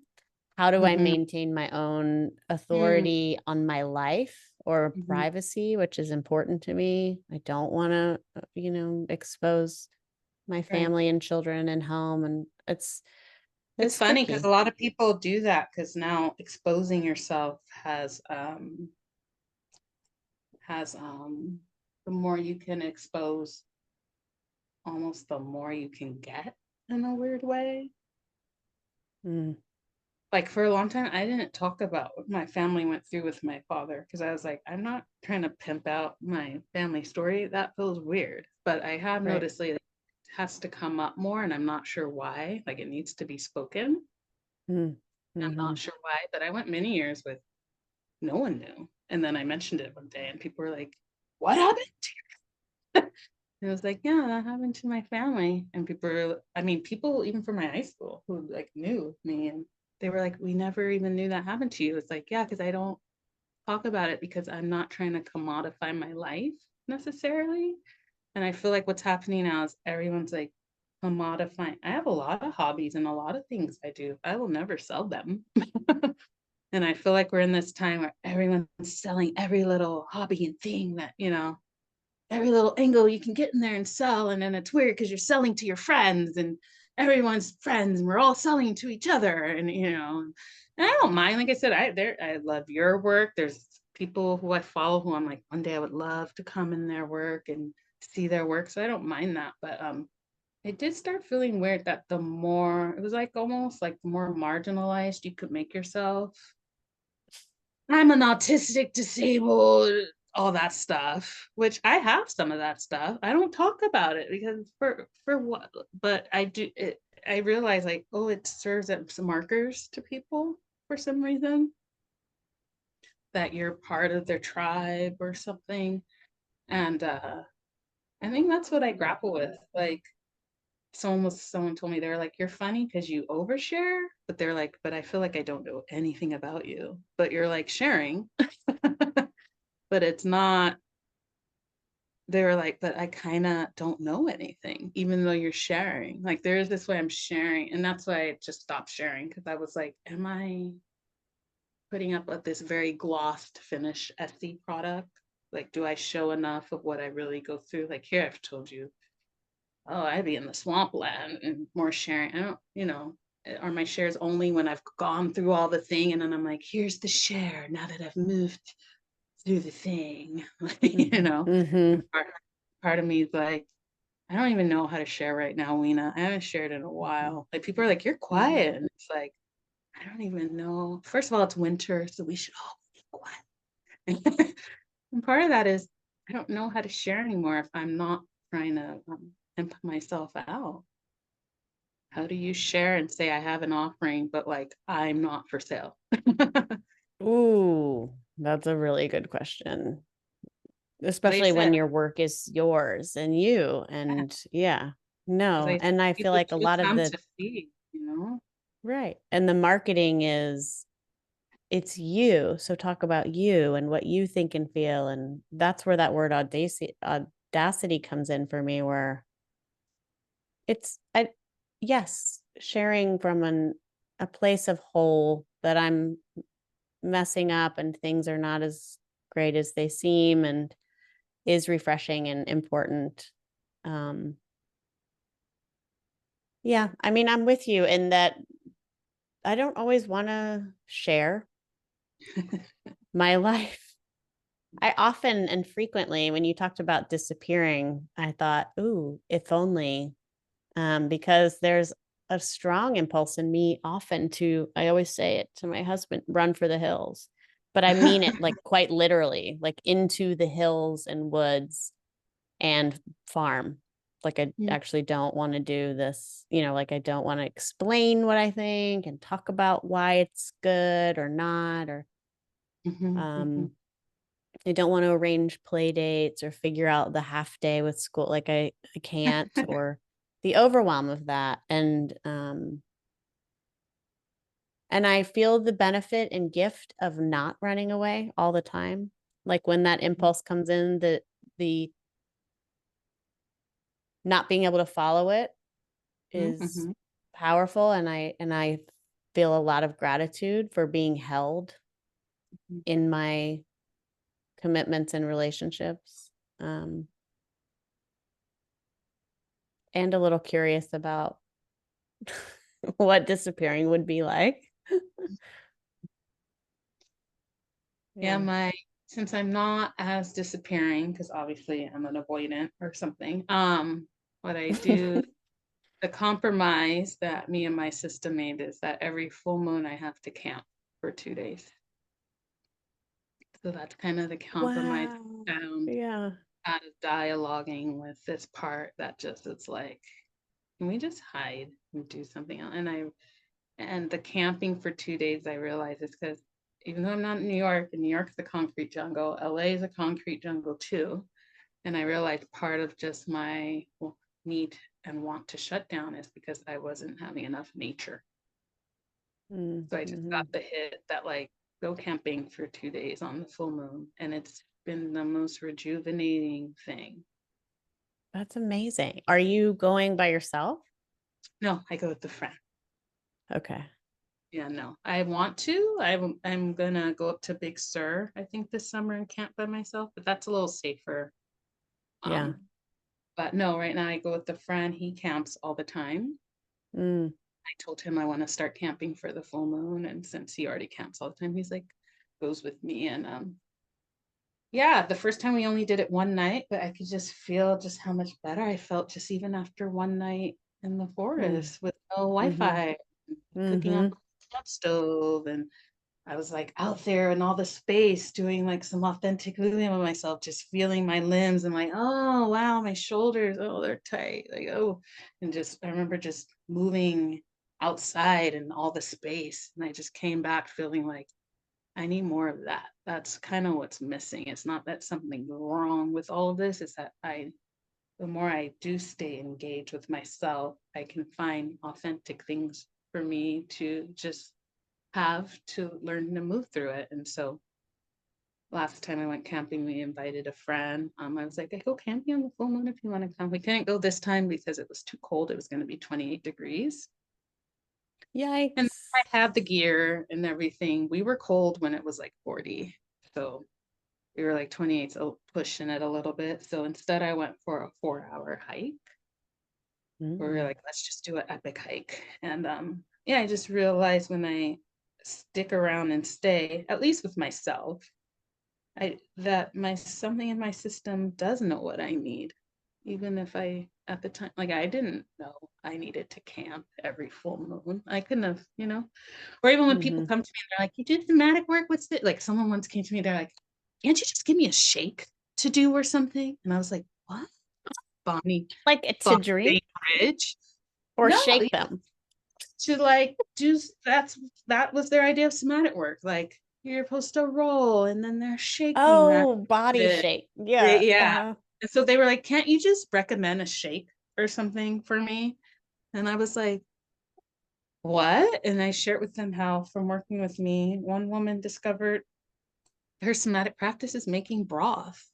Like, I could not have prescribed that to her. You know what I mean? Like, it literally came from her own system, feet on the ground, hearing the messages from the earth, Mm. bitch, make broth, you know? And she was like, I make broth, you know, like that's what ground. And I was like, beautiful. I could not prescribe that to you. And I think people get confused when they come sometimes because they want these somatic prescriptions. And I keep trying to tell them, we are, it could be anything to be the somatic prescription. I have no, it could literally be anything. And so for me to say, yeah, sure, I took a Bonnie Brainerd class. Why don't you put your chest like this? And then, yeah, like, yeah, sometimes there's a place for that. But a lot of it, you know, people like my practice, but sometimes they're like, you don't give us any answers. And I'm like, no, well, how would I know? I'm not in your body. How would I know the answer? Mm. Yes. Yeah. Oh my God. No? Yes. So I love that. I love the giving back of the question too. Um, yeah, we want to be told what to do because it's hard to figure it out on our own or to take responsibility for our own healing or choices or just even our desires. I felt my or desire for like, desires. Yeah. I'm not feeling well in this city. I could move. I've done that. Or and when I tuned in, my body was just like, just go camping once a month. You live in California. The weather's usually pretty temperate. Like, Mm-hmm. be in it. And I was just like, Mm-hmm. oh, if I went to someone else looking for that answer, Right. I would get like so many different answers, you know? And if you had gotten it from someone else, you probably would think, "What? I'm not going Right. camping. That's Exactly. weird." Yeah. So I like that, like I said, just me, feet on the ground, sensing the earth sense me. It was just like, Mm. oh, camping, Esi. And I was like, oh. And then I got to do a shopping spree at REI and cry at the bill. And Done. yeah, and I was like, I have gear now, you know. And it's been I fun. love thinking of you moving out in the space, in a natural space and camping. Oh, And it there's just felt something so. about like that witnessing of landscape Mhm. as the witnesser. And I'm Yeah, sure it was reciprocal because I can imagine you had many hours of being the witness to what was around yeah, you. But yeah. those relationships show up, and when they are reciprocal like that, it is really profound. Feels so good. It was, like I said, almost like the authentic movement this morning. Like, oh my God, the thing I didn't even know I needed, and now I'm just doing it. Like, lucky me, you know. And I think I try to do authentic movement sometimes, but since I am a dancer and go perform for dance, there's this way it can turn into performance. I'm making cool shapes. I'm, Mm-hmm. you know, doing the dancer things. And part of what I really took away from this doing the scene with you was I just lost all that. Like the Mm. first scene I ever did was with Katrina was like, you're obviously a dancer. Because like I said, it was all like, wow, cool shapes and the thing I do when I perform dance. And then I think from her asking me that, I was like, this isn't dancing, Essie. This is authentic moving, Mm. which totally changed the shapes I made and the things I Mm. did versus like I'm a ritual dancer. So we travel, we dance, you know, almost, which is in a way is a kind of authentic movement, but not because it has rules. Are you Whereas, doing that now? Are you touring and doing yeah, that? Oh, we were cool. going to go to Guatemala in November. Last year we went to the Edinburgh Fringe. I think we were invited back, but it was a lot of work. So I don't think most of us want to go back. It was very, I had never been to the Edinburgh Fringe, and it was just like party town, Mm. like like people in their 20s drinking too much and then barfing through the night while you're trying to Oh sleep. dear. Yeah, it was like party town. And then our performance was every morning at like 9:20. So even the stamina of performing of like I got to get up every morning and then like be on and like hit it every day, which is not what I do in my normal life. Mm-hmm. Yeah, we've been invited to a choreography something in Guatemala, and that's for November. So already now I was like, I'm just practicing by just like opening up my joints and stuff because Mm. It's a group. It's a group. Okay. Oh, Mhm. that's amazing. So yeah, but it was funny coming into scene, bringing in like I dance, and then being like, this is not actually what we're doing right now. We're actually like deep attuning and like almost what I said about the snake. Like, do I feel compelled to move? Like, really, you know? Mm. And so I did a totally different dance, and then just even I think someone was your partner once, and they were like, Lena talks, and like does all this stuff. Even just the self-imposed rules we had put on, because I was like, I didn't know we could talk. I didn't, because Right. sometimes I did Right. feel the impulse of like, you know, or but I held it because it was like, oh, we're just moving. And so when someone's like, I was Lena's partner, she was talking, and I was like, we can talk. And then I think someone asked me, like, I never said that there was no talking. Like, why do you all think there's no talk? It's just even what our brain just limits, you know? Sure. Sure. And I think that's why I always was kind of waiting for you to offer it again. I was like, when do we do that again? That was pretty I selfishly wish you were local. So, Oh, I know. I would love to do it in person with you too. That's such a special exchange, kind of having the same floor and air mhm, and it mhm, and yeah, the soundscape is it's pretty neat. I think as a dancer, it took me a while also to drop mhm. also the making it interesting was like a Exactly. Yeah. compelling motivation to Oh, move. my And first I thought, scene was yeah. all about making it interesting. Like, look how interesting I'm about to make it, you know? Yeah. Yeah. And Yeah. then, like I said, just feeling like, oh, that's not actually not what we're doing here, actually. And Right. just like, Or is it? I mean, I've also had moments where I felt like I wanted to like dance pretty and then didn't because it felt so scary and in the oh, studio. And I was like, what if you just dance, like dancey dance? It's yeah. almost like swinging the pendulum the other way and actually let yourself be seen dancing, but not a performance, which is a fine, subtle line that I play with a lot. I don't quite know if I got it, but That's you what can they feel it do. when it clicks in, right? It's like, That's what oh, they do at 360, which I think is what makes it interesting, is that you are being seen in your expression of dance, oh, whatever okay. that is, in a room of people. So sometimes you are just being witnessed by people who are Hmm. taking a break, or even other dancers who are kind of moving through their space, but they haven't found the thing. And it was that vulnerability of like, am I going to do my dance while Hmm. others here? Or am I Yeah. going to turn it into something really pretty? So, you know. And like I said, when I just was like, we're just going to stomp our feet and growl, and people just going to have to deal with it. And I feel like my life is a lot of like, people are just going to have to deal with it. 'Cause I'm and not going to and censor it there's anymore. a gift. Yeah. The gift is in them dealing with it. That's Mhm. yeah. How are you Hmm. doing? How are you doing on Good. time and energy Oh, I and was just thinking, I really appreciated this conversation with you.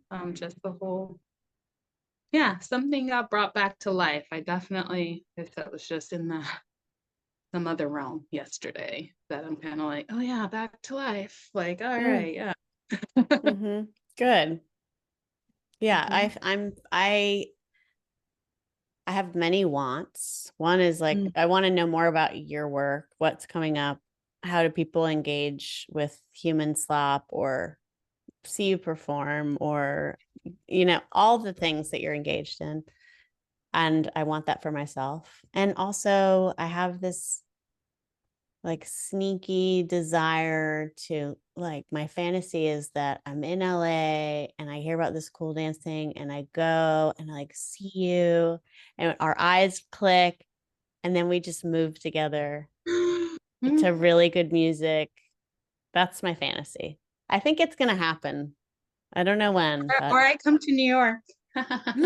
Or it's New York. I didn't even think that. Actually, the club doesn't have a clear, it's not a location. So Mm, New mhm. York too. All right. Well, keep me informed of your Yeah, travels I will. and I I will do will. the same. I might send little flares. Yeah, of course. Yeah. Yeah. My work. Yeah. eh, What's coming? well, human slop, we're in it. I only offer it twice a year.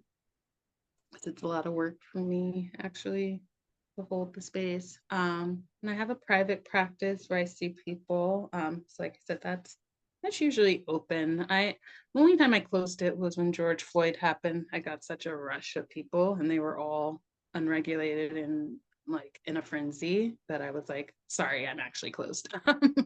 But in general, it's open. Hmm. Be a little bit unconventional in that I have a lot of tantra training and all this what people call the feminine art stuff. Um, that's kind of my wheelhouse. Like I said, I don't peddle that necessarily. People who come in to the work can tell, like they're always like, "We know you do more than you say." And then usually we are off doing a lot of interesting, witchy, fun things. But I don't like advertise as a witchy, fun, somatic person necessarily. And like I said, most of my life is pretty quiet, Lena. I really don't do Mm, much. See, I have a little boyfriend. I don't mm, live with him. We hang out maybe a couple times a week. I walk a lot, whether the beach or the mountains here. And I honestly just spend a lot of time at the house. I give a lot of land offerings here because of the violence that happened here.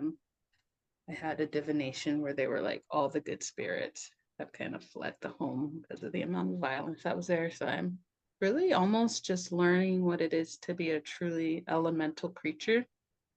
I feed the birds, which has led to raccoons, which has led to falcons who come to eat birds and raccoons. So it's kind of interesting seeing how just even my impulse to feed the birds had a whole ecosystem come in my front yard that wasn't there at first.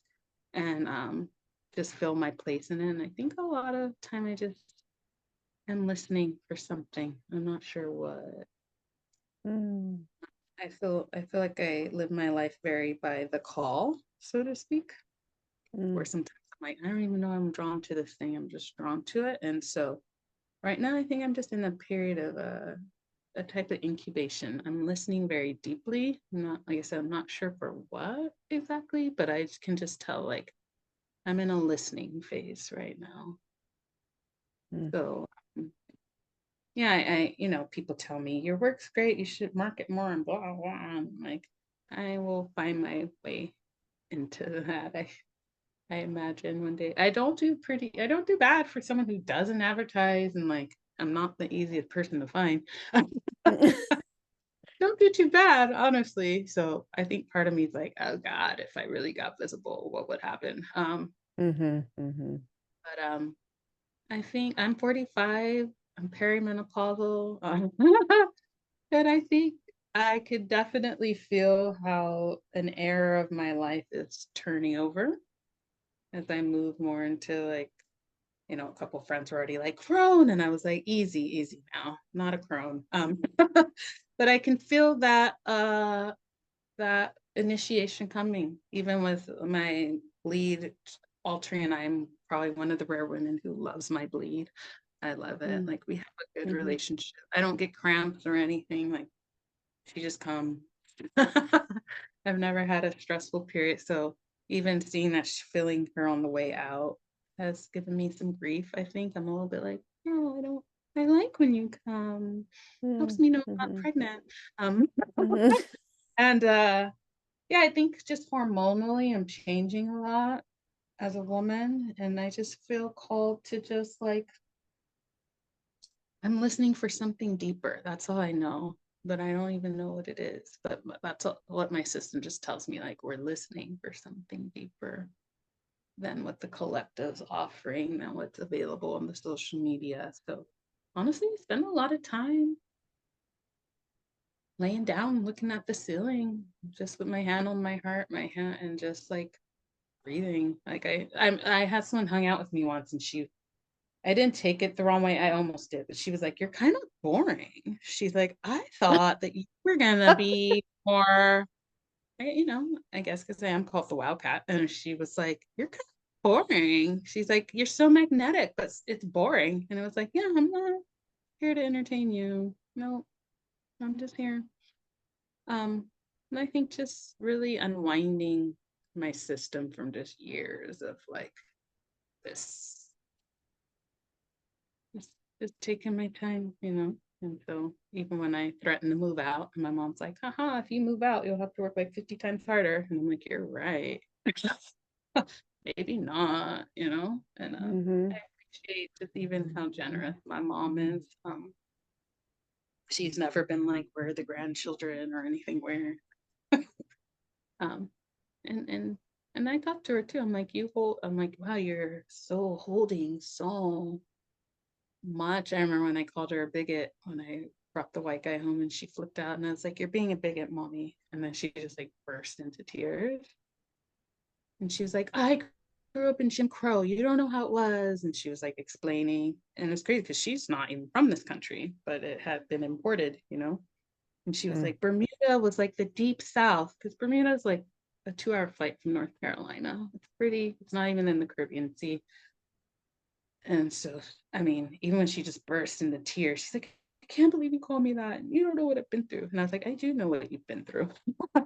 Can't say I get it. I don't I don't know how people survive that, honestly. Mm-mm. When she burst into tears and now she loves him, like we're not together, but she loves him so much. And even just I think I'm just working very here. I think I had what you said before, the audacity to be like, I'm gonna help the world. And I realized like my best ripple effect will just come from me and like healing my mother wound, which I had a huge one, and just doing all that work with my mom and being here. And yeah, it's not that part of me is like, it's not that glamorous. That's why I don't share. But sometimes when I share, people are very like, wow, I needed to hear that. So maybe I should question my own.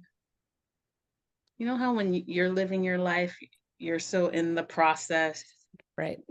you Yeah. can't feel all the sides of it. So even when this friend was like, "You're pretty boring," I was just like, "Yeah, I never tried to say I wasn't." I mean, like I don't know what you were on. It's so curious because even when I was like, "What are you wanting right now?" And I realized it's just a very overstimulated person.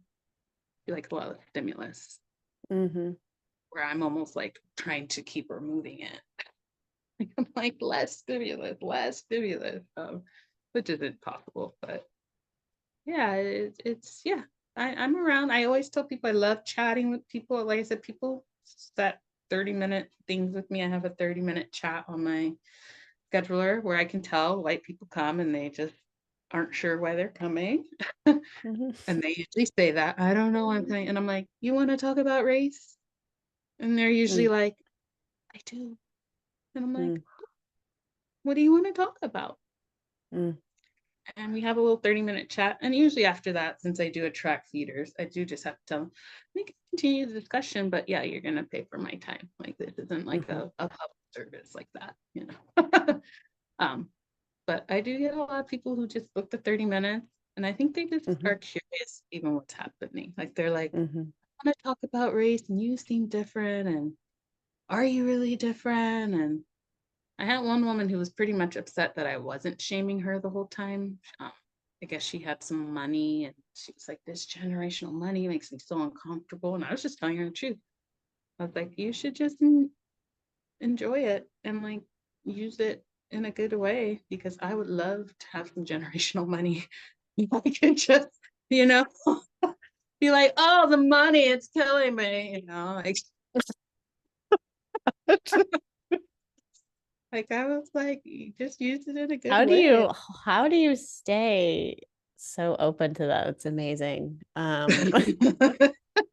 Right, like I said, I And have a generous with your time That, and that's the energy. mantra practice. Yeah. I go to the mother Mm-hmm. every day. She's Mm. rips. Even I was telling my practitioner, which I don't know if my group should hear this, but I was laughing. I told her I'm having big wins in the group.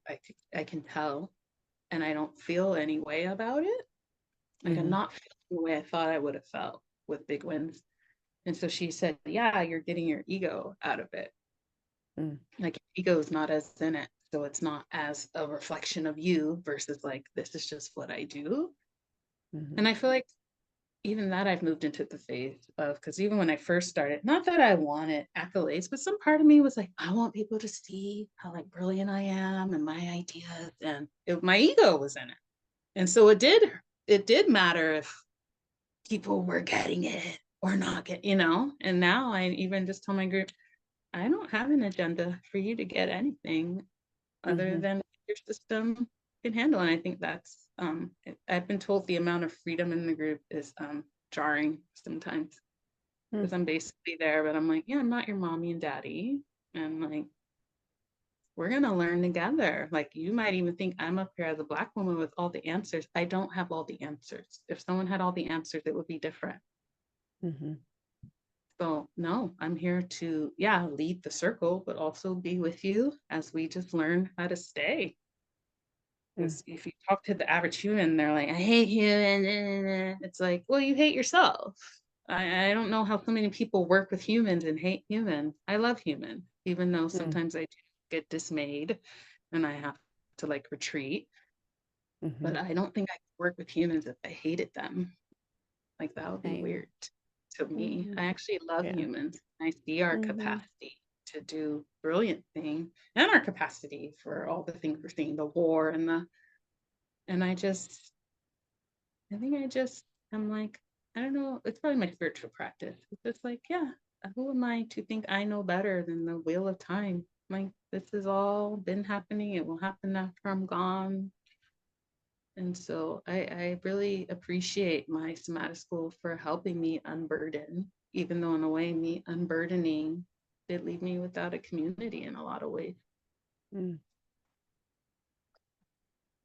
There's so many images popping into my head while you're talking, but the one that sort of keeps coming back is the snake, is this muscle body that is sensing with their eyes closed and not listening to the sound, but feeling the sun and the rock and the breath of something close by. And I think of you in that deep listening place of your hand on your heart and your hand on your belly, and taking the risk of stepping outside of the paradigm, of the grind, of the rhythms of what's around you in order to step into that muscly sensing, because it is such a risk to disengage from that game, to step outside of the expectation of how to be,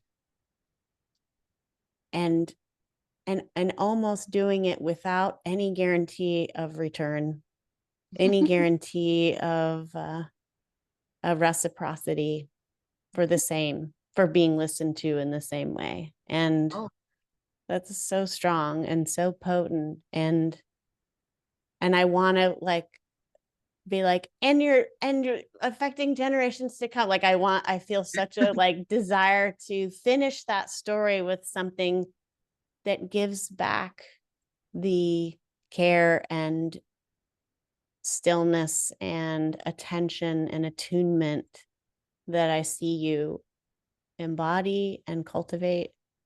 Um, but I know that's not what you're asking for, and I don't have any sense of the end of mm, that. But I just know I feel it, and I appreciate it, and I'm glad that you exist. mm, thank you. Glad you Yeah. exist too. Yeah, it was so, if you could have seen me before the call, where I was like bleeding everywhere, I like sneezed and blood Oh just went, no. and I was like, oh, it's one of these days. But I knew I was like, you're not gonna cancel Weena. So I just woke up earlier. My body was like, we gotta get up earlier if you're gonna do this. so that we can take our time so it's not rushed. So even the difference between me and the call is just like, I got to get myself together. And then being able to come here and be authentic, shake something off that I didn't even know I was holding on to, and even be able to share it with you. It's actually priceless for me, Lena. I'm very touched. Thank you. I felt like we went on a 3-day hike together. It was like we started in a valley, walked up some brambly, scrambly, rocky terrain, through some beautiful quiet woods, and got to a peak where we could see long and far. It felt thorough, and it followed a pace of what wanted to come up. I fell in love with Esi in this talk. Do yourself a favor and check out her work, Human Slop, or you can work with her individually and keep her on your radar because her work is where it's happening.